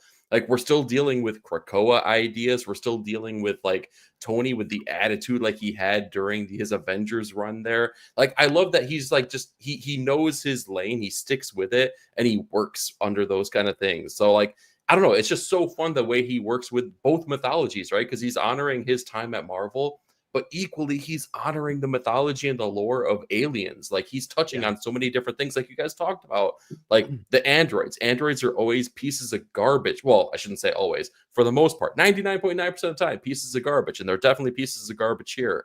Like, they're the catalyst for all these terrible things happening within the Marvel universe. So I love what he's doing, man. I'm having way more fun than I possibly should be with an Aliens versus Avengers book. So great pick, Nick. Hell yeah. You know what I wish it had, though? You know how the beginning of each issue, it has like 4 pages of like the mythology of the aliens and stuff? Mm-hmm. I need some fucking dialogue there, guys. I need some narration. I'm way too stupid to read between the lines and figure out what's going on some of those pages. You need Mother to explain it to you, just like a screen. Yeah, there you go. I need something. I need some. I'm just like, ooh, this is really pretty. I don't know what that meant. Next, you know, Eric, how would you feel about ever said that Hickman needs to write more in a comic book? I've never heard it the first time ever. I don't think anyone ever reviewing a Hickman book says, I think Hickman needs to write more. I think he needs some data pages in this one, man. There's no graphs in this book. Data pages. That's what I think we need, man. I think we need like a 2-page transcription of some random ass conversation that might reveal a nugget of information that might be of relevance in the future. I remember what I was going to say. Okay, so now in my head, I know the proper Hickman Marvel reading order, right? You read his Fantastic Four run with FF. You read his Avengers and New Avengers run. You read Secret Wars. You read House of X, Powers of 10. You read his issues of X-Men. Skip Inferno. Go straight to AVA. Go straight to Aliens versus Avengers. And then just fill in the gap of what happens in between. Yeah. Because that's what he's doing. He's still playing with some of those ideas. Right? Yeah, exactly. Yep. So speaking of really good in the beginning and then kind of falling off, and you just kind of have to piece it together and have your own headcanon work for you. What about me for round 2? I thought you were going to talk about Nice House on the Lake again. With that, I haven't announced my pick. It's Don't not. you put that evil on us. My pick for my second round is this. I'm going to sing a song, and you'll know what I'm talking about.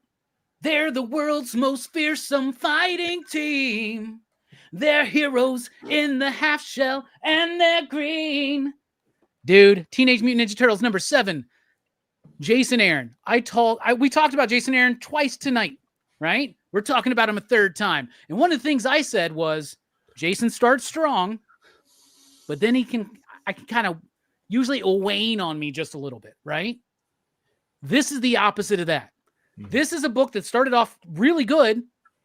I love that it's kind of respecting the history of Turtles, and it started with the micro series, basically, right? But that was off-putting for some people. But then by issue 6, they start pulling it back together. This is a book from Jason Aaron that's doing something that no other Jason Aaron book I have read has done. Get continuously better issue to issue. Now that the brothers are back together, now that Juan Ferreira is the regular series artist, and he's coloring the book too. This is the dude who was my pick to do Blade. And then one day he messaged me and he said, actually, Robbie, I was offered Blade, but I had to turn it down because I had another project I was working on. Bro, could you imagine if he would have done the Blade book with Brian Edward Hill? Oh my God, that would have been one of the best books ever. Because that's been one of the problems with the Blade book, right? Has been the art. That's a problem across the board at Marvel, but not at IDW's Teenage Mutant Ninja Turtles. All the art has been amazing. Cliff Chang, Joel Jones, Chris Burnham, Derek Robertson, Raphael Albuquerque, now Juan Ferreira. And this is the best yet. I said this last month on issue number 6 when I reviewed it on my weekly review. I said, this is possibly, and you know I'm an Eastman fan, the best illustrated turtle comic I've read, or it has the potential to be that. Rick Veitch has done issues of Turtles, right? There have been Michael Zulli, like there have been amazing artists that work on Turtles. Juan Ferreira is right there with those dudes. His layouts, his sense of action, able to handle the emotion, and Jason Aaron knowing these characters, playing with this IDW universe version of the Turtles, which I read for the first 20 issues when it first got relaunched with Tom Waltz and Kevin Eastman, right? But then I didn't read 130 issues. I jump back in here. I feel like I didn't miss a beat. I'm right there in it. I'm loving this fucking book. It keeps getting better. And this issue was awesome. There's going to be a new Casey Jones. And the pick for it is fucking awesome. And I can't believe we never really seen that get done before. I don't really want to spoil that because I'm telling y'all, do not sleep on Teenage Mutant Ninja Turtles. It's the best IDW book going right now. It's one of my favorite turtle books I've ever read, and it's continuously getting stronger. And I will totally admit that I am a shill for anything that Juan Ferreira does. He had me engaged in 5 full issues of Spider-Man Noir. I don't give a fuck about Spider-Man Noir. Bro. You know what I'm saying? So I love the art. Is it his fucking what was the Spider-Man book he did? Was it Deadly Neighborhood Spider-Man? Was it Spine Tingling Spider-Man? I think it was Spine Tingling, right? Yeah. I don't remember. One of the yeah. If Juan's on the book, I'm fucking reading it, and it's going to be one of the best books out there. And it just goes to show you that art. We're talking about Chris Samney. We're talking about Wes Craig. We're talking about fucking Juan Ferreira. Art can elevate a writer who's a solid writer, who sometimes is hit or miss. I would say Mark Waid's like that. I would say Jason Aaron's like that, right?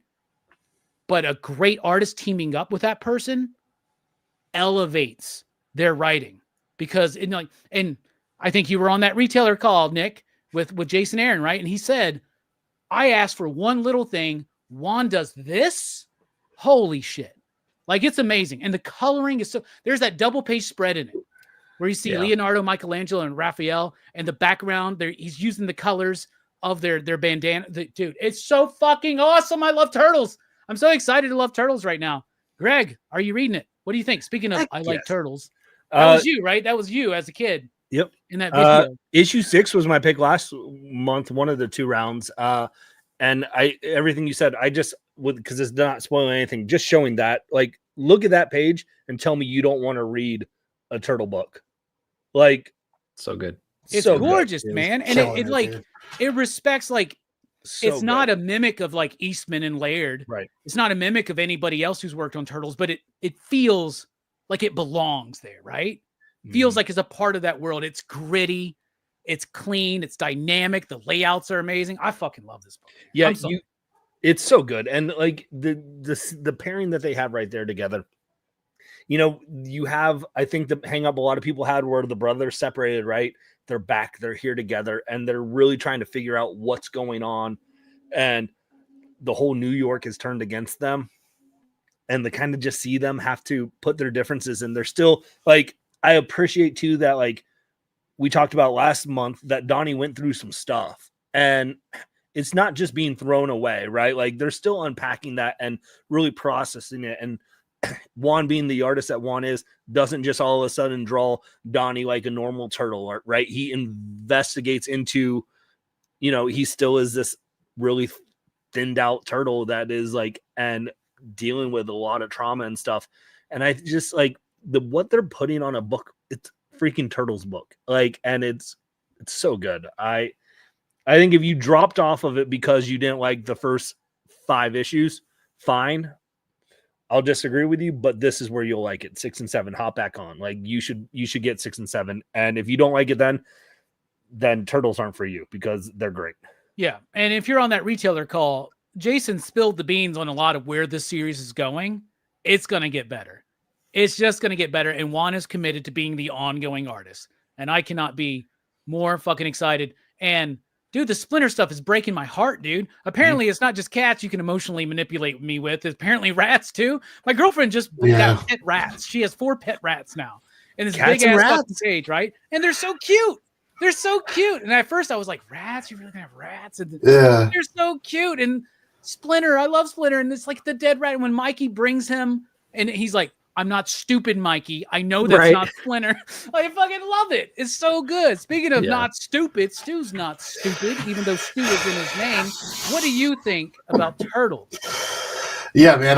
This has been a lot of fun to read. Now, I'm not nearly as familiar with the property as most. You know, my really experience with the IP is the incredible Nintendo games. And that underwater, the incredible Nintendo games. You mean the frustrating as fuck dude? Which is awesome. Incredible.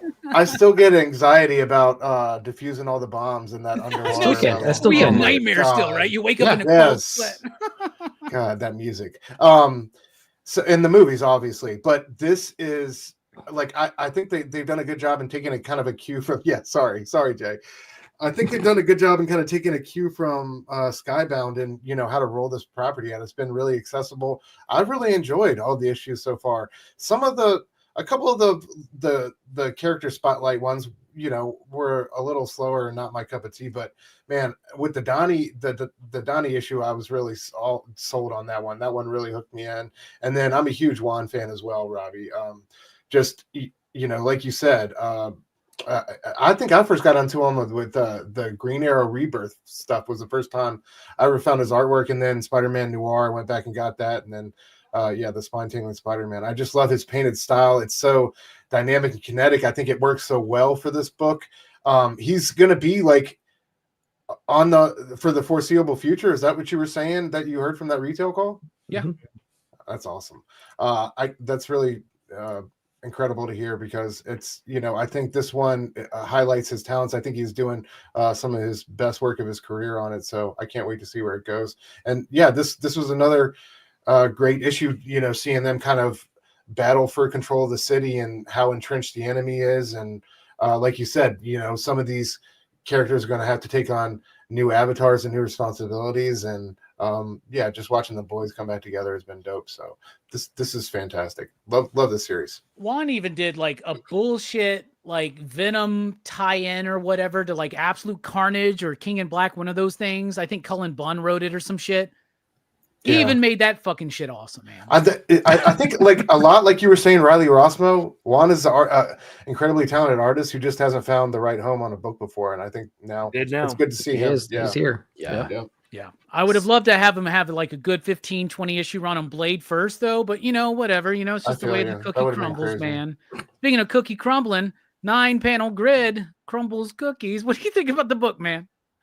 I'm having a blast, and I'm going to go back to something that Greg said. If you fell off of this book, or if the first 4 issues weren't resonating with you, that was my experience, and I was not ready to dive back in. And I'm so glad that you guys convinced me to do so, because I just finished issue number 6 right before this show started. And you're right. It is so good. Like, for me, I think for most of us, right? Like, we can't, not a lot of us are the cool kids that like grew up with Eastman and Laird first. We grew up with the cartoon first, or we grew up, for me, the movie first.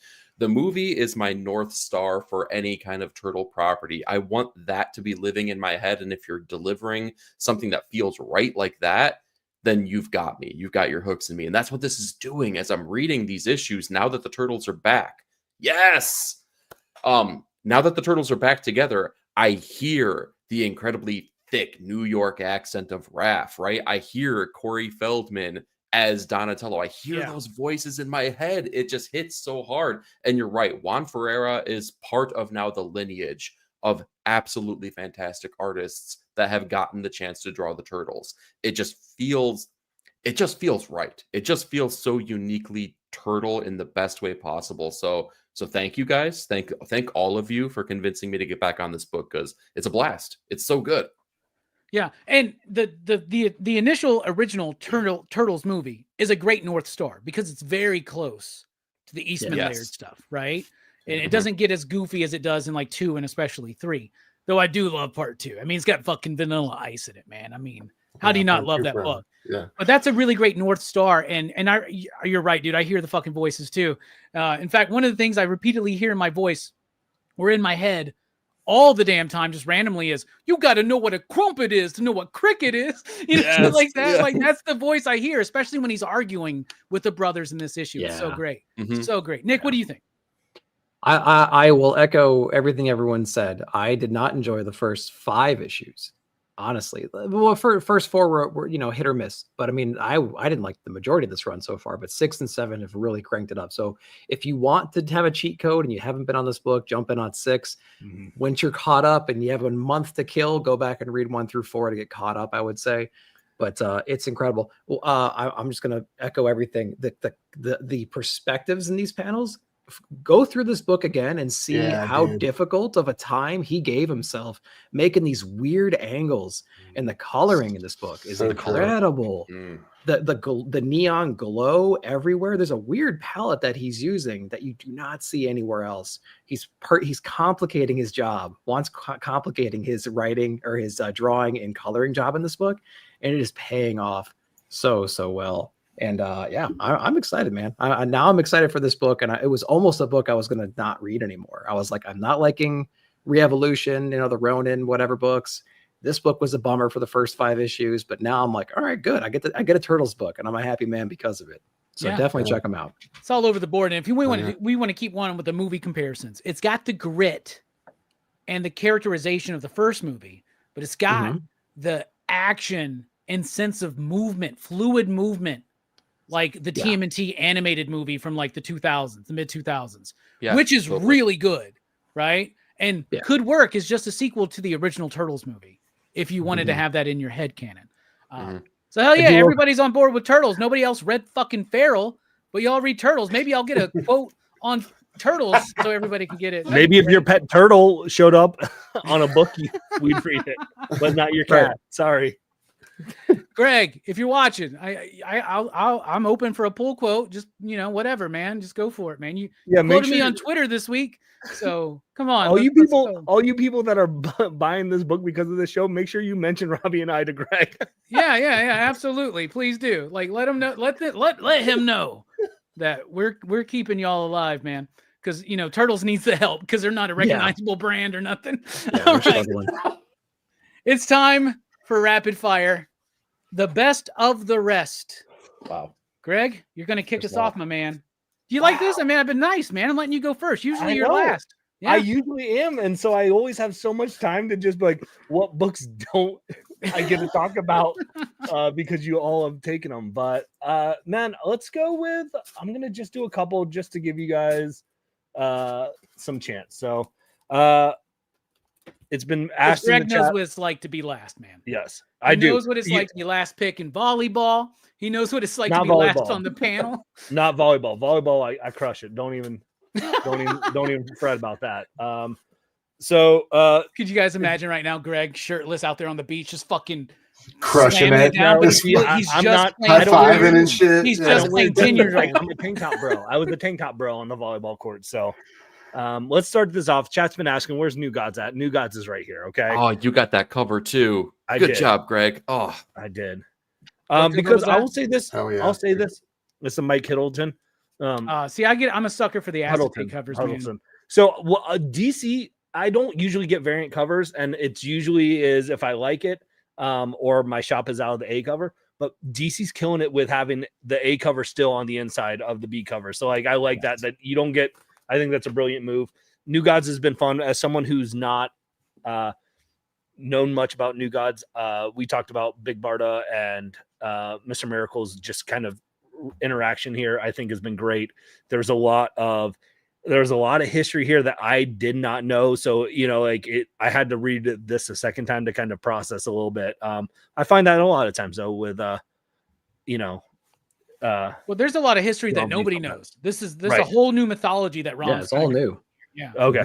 So even if you were up on your New Gods, this is still kind of okay. Oh, I had to read those Riccardo Federici pages very fucking slowly. Yes. Yeah, it's a lot, man. It's so big. I was Googling shit. It's been great. I've been loving it. You know what? let's mention him a fourth time. I really liked Absolute Superman. This has been a slow burn for me. Issue 4 was where I finally said, I get where you're going with the story. Best one. It is the best one. And I think this is where I think, Eric, you might have said earlier in the show where it takes a couple issues sometimes for Jason Aaron to world build. Absolute Superman is literally DC telling Jason Aaron, no matter what, you're going to get 12 issues to tell your Superman story. Tell it the way you want, because it's an Absolute Superman and it's your book. It's going to sell no matter what. So if you want to take your time to open it up, I feel like that had to been the conversation, because he has. It's very much reminding of Ultimate Spider-Man, like where you don't see Spider-Man in suit till what, like issue 8. I think this is the world building right here. What you're getting with the Peacemakers and PTSD and stuff like this was one of them, and like how they don't care about stuff. I think it's been fantastic. So I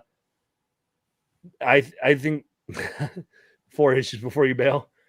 I wouldn't say that, but I will say this. I've read enough Jason Aaron for me that if I don't like it at the first arc, I'm out, and that's okay. Like Jason Aaron for me has earned a first arc. There's a lot of writers that haven't. That's usually 4 to 6 issues, Greg. Yeah, so I'm okay with that. So I'm okay with that. So I'm not saying that's for everyone, because I know like he's not as missed for me as it sounds like for you guys sometimes. But yeah, he gets a first arc for sure. Mm-hmm. And for giggles, because I feel like nobody's talking about this book, and I've been really enjoyed it. Dark Horse Comics, Behemoth. It's just been a lot of fun.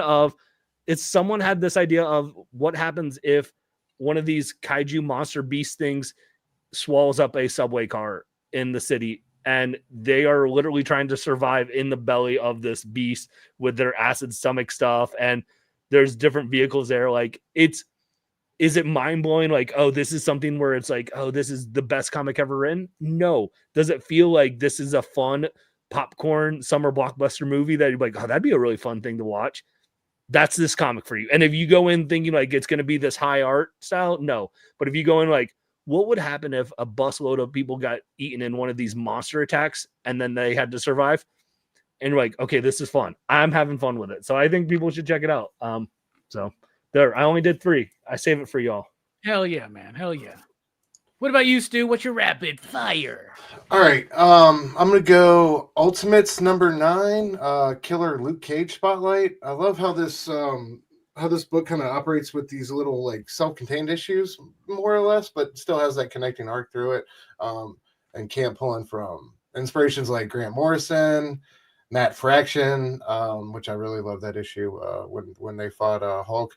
And I also like appreciate how he manages to talk about things that are going on in the world today, American society, like he does in this issue with like prison for profit and just, what the legal system would look like in this type of world.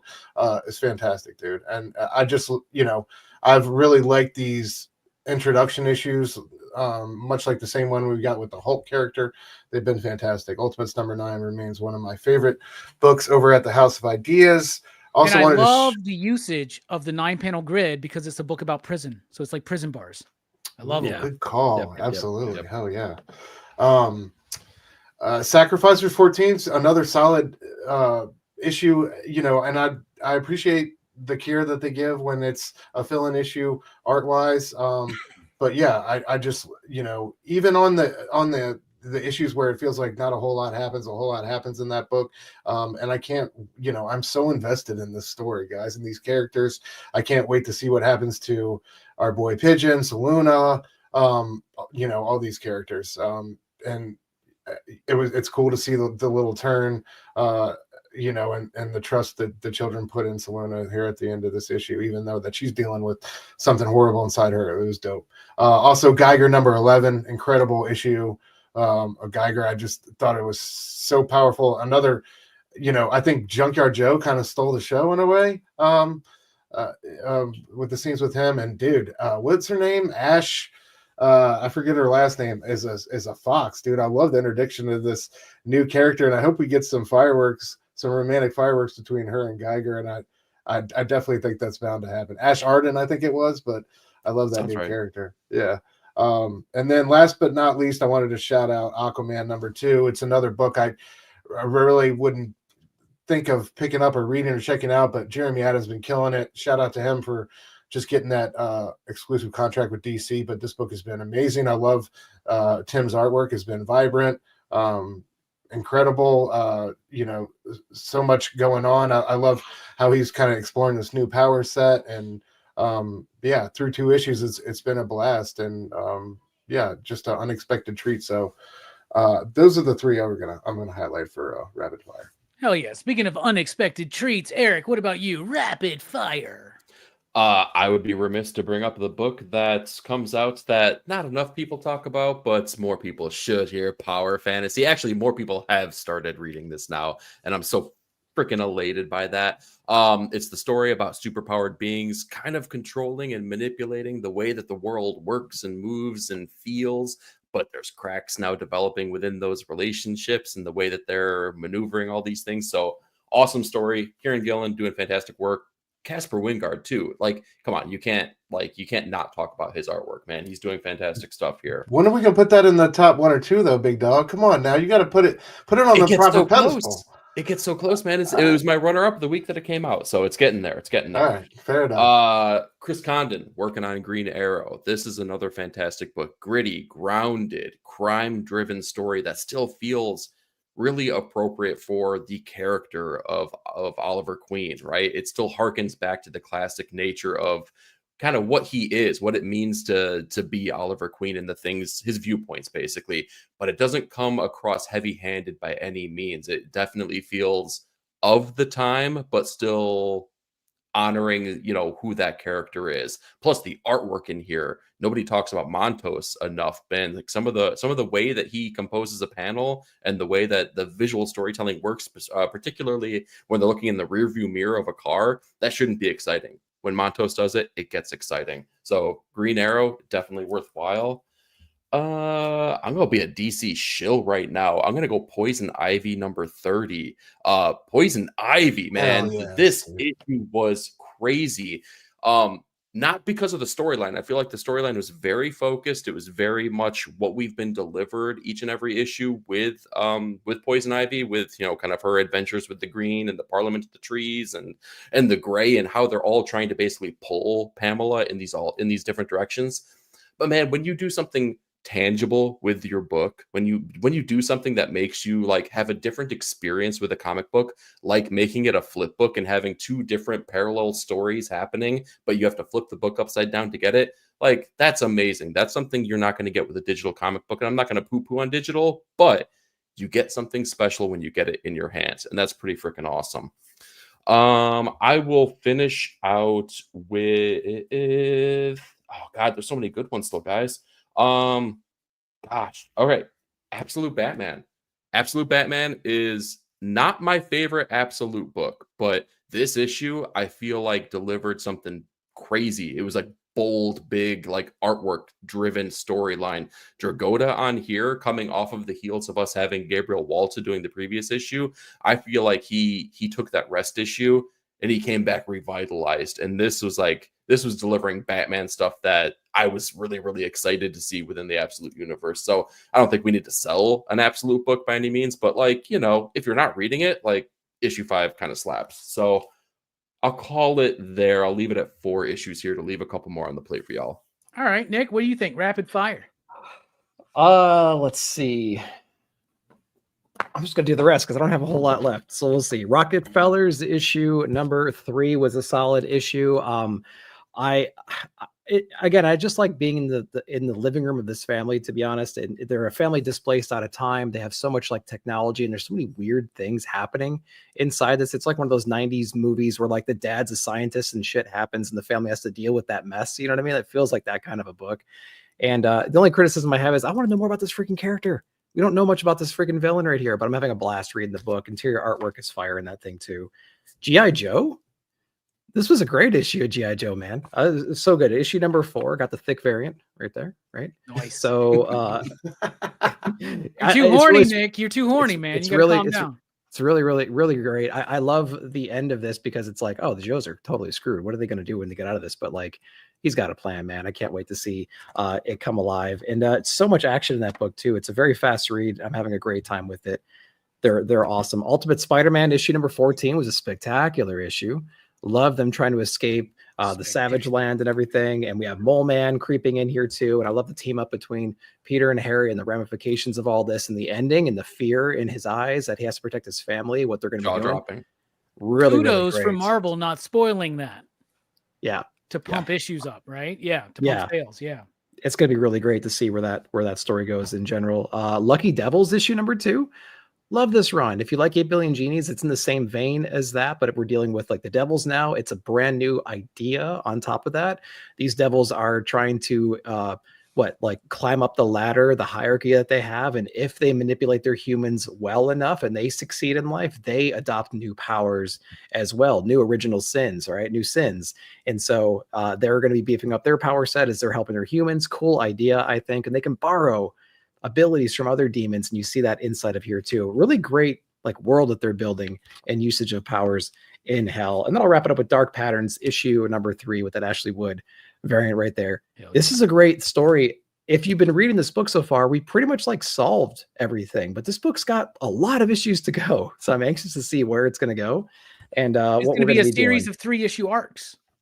Yeah. So I can't wait to see like what the next, I wonder, are we going to maintain the same rogues cat? Like it's going to be switching it up, obviously. I think right? it's going to be different, a little bit different with the 3 arcs, and you're going to start to see some dark patterns throughout the story. exactly. Of course. Yeah.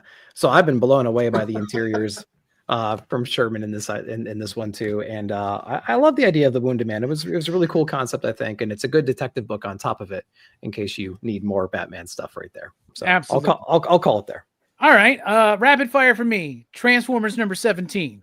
I got to talk about Transformers. Daniel Warren Johnson telling a story about war with my favorite toys from my childhood. Actually, they weren't my favorite toys as a child because I never had them.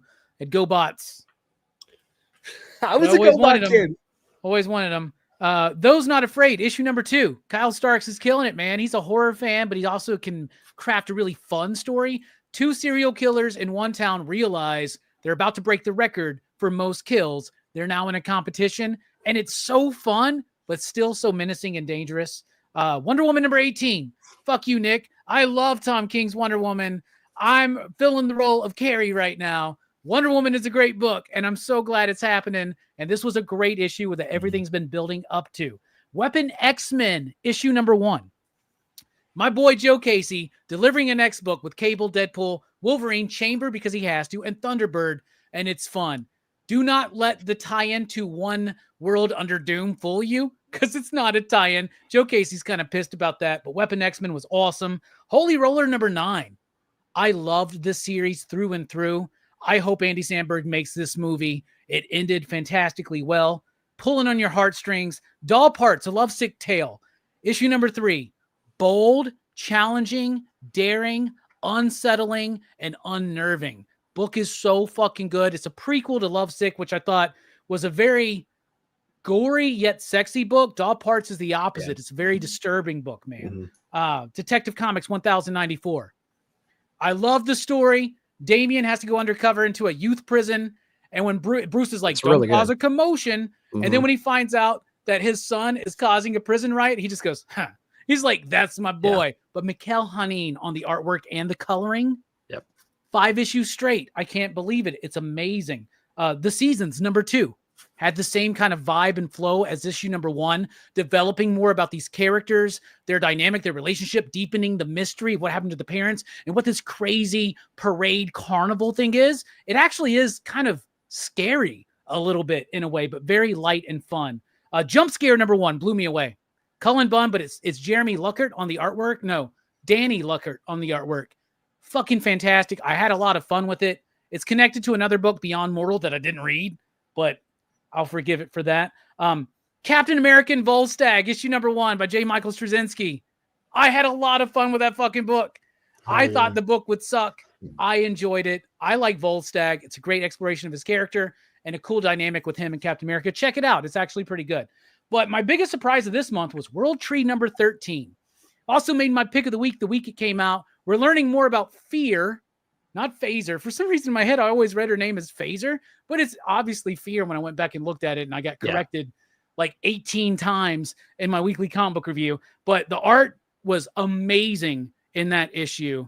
The coloring was spectacular. The story is finally got me back in because it's revealing a little bit more of a mystery about a character that's very memorable in this book, mostly because she runs around nude, just killing a bunch of fucking people. And that is super hot. So there you go. Speaking of super hot, Stu, I know you got to dip out because you're going to be on Blood Splattered Chatter in just a few minutes. So tell us what you got coming up. And thank you so much. Dude, thanks for having me, dude. Always have a blast with you fellas talking the best comics of the month. Yeah, I had the Dr. Doom Omnibus review with John this past Tuesday night on my channel. We're going back and forth between Dr. Doom's fan club and John's Comics with Kids. We'll be over there next month going over part 3, breaking down the Book of Doom Omnibus. I just dropped a new episode of Surrounded by Short Boxes, which is just a spotlight on my favorite back issues in the personal collection and why I love them so much. Going over Batman #5 from Snyder and Capullo's run, where he's trapped in the Court of Owl's labyrinth of despair. And then, of course, every Wednesday night, man, catch me and my boy E, Ink and Insights. We're either on 9-Panel Grid or Dr. Doom's Fan Club, just talking our favorite new releases from the previous week of comics. And thank you again for having me, guys. Always a pleasure. Of course, man. We really appreciate you. Links to all of these fine gentlemen's channel down in the description below. And if there's a mod here, if somebody can throw out the links in the chat, if you like this show, you like this conversation, you will love all of their channels, all of their thoughts about comics. Greg, Thank you so much for being here. What you got coming up, my man? Same old. Got interviews every Monday dropping. So just last Monday, I had Lisa Whitney on the show. She has a new book called Hal from Ahoy Comics. She was a editor at DC Vertigo for a long time, was the main editor on the Sandman books and things like that. So really fun conversation, look into the history of comics, and then her dabble into writing and with this sci-fi look. And then I've got a bunch of interviews lined up here for March, heading out to Lexington Comic-Con next weekend, hoping to get some interviews there as well. There's some dude that we talked about who's writing Batman and Robin. Year 1 is going to be at that con, so maybe we can make some things happen. So we'll see. But as always, just if you like to kind of look at how things get made and why creators make choices they do, check out the channel, because that's what we do. We just talk to comic creators every Monday. So hell yeah. Thank you so much for being here, Greg. I love your perspective. What about you, Eric? What you got coming up, my man? As Stu alluded to, every Wednesday you can see us on Ink and Insights here. But outside of that, me, Stu, and Nick had a blast talking to Sean Crystal of Ink Pulp fame here. Go check out that interview. We talked a lot about like his craft, like what he's doing with the podcast, what he's pushing forward with the message of keep craft alive. We had a lot of fun talking with him. Outside of that, though, you can catch my weekly comic book thoughts every single Monday morning here. Drop in talking about all the comics that we talked about today, plus a plethora more, and most importantly, Power Fantasy, which is in the middle of that thumbnail right there. Weekly comic book thoughts. I like that. That's good. You can trademark that. That's your thing. That's fine. Yeah, I'm looking for different alternatives. Yeah. The two things I'll plug here is Eric and I did a complete breakdown of Precious Metal, man. It's like 2.5 hours long, every single issue, every single panel, talking about the themes of the book, the story of the book. So if you have not read that one and you want to hear two guys that are obsessed with the story discuss it for almost 3 hours, we got the video for you right there. And if you didn't read Little Bird, we have the exact same video for Little Bird as well. You can check that one out. And then last but not least, tomorrow night, we have the all new, all different Blame Fable show. You can catch that great cast of characters right down below on that show every single Friday night, talking about the world of pop culture news and our opinions of them. So as always, man, thank you so much for having me on, dude. Appreciate it. It's always a pleasure. Always a pleasure. As far as we go, tomorrow at 5 p.m. Central Time, I'm having a conversation with David Pepose. We're going to be talking about Cable. We'll be talking about Speed Racer. We'll be talking about Space Ghost. But more importantly, we'll be talking about Captain Planet and his favorite taco toppings. Plus, I got to write that down so I don't forget to mention that. Plus, today is David Pepose's birthday. So happy birthday, David. And cannot wait to have him on the show tomorrow for I think the 3rd time. But we, of course, are on the cusp of March Madness. 17 shows, 17 movies talked about all month long across 4 channels. There's the lineup. It all kicks off Sunday night at 9:30 p.m. Central Time over at Dylan's Horror Show. They'll be talking about Jacob's Ladder. Here on PCP Movie Night, we'll be talking about Lucio Fulci's Lizard in a Woman's Skin. On Tuesday night, over at One Collection Down, he's joining the fray this year. They're going to be talking about Flatliners. And then Verno next week on Thursday night, we'll be talking about Lucio Fulci's House by the Cemetery. Notice that me and Verno got the memo. It's Lucio Fulci week. Dylan and Fable did not quite get that memo, but it's all right. It's a great start to I'm on that Fable one. Oh, nice. It's a great start to what's going to be the absolute greatest March Madness of all time. There he is, Greg. Greg, me and Bearded want a pull quote on a book. Just so you know. Just let us know, man. Just reach out. I'm sure you got both of our information. But anyway, Greg, you're doing great work, man. And Turtles was baller. It's so fucking good. So good. Yeah, it was right. Yep. All right, before I get too much into shield mode, let's go ahead and wrap this bitch up. Thank you all so much. Go check out Blood Splatter Chatter. What movie are they talking about tonight? Are they talking about Silence of the Lambs? Is that what they're doing? Silence, yeah. Oh, they're finally talking about the good Hannibal movie.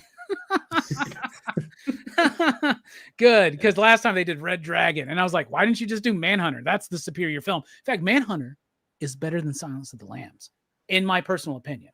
But I'm a Michael Mann stan, so there you go. All right, we're dipping out. Thank you all so much. Station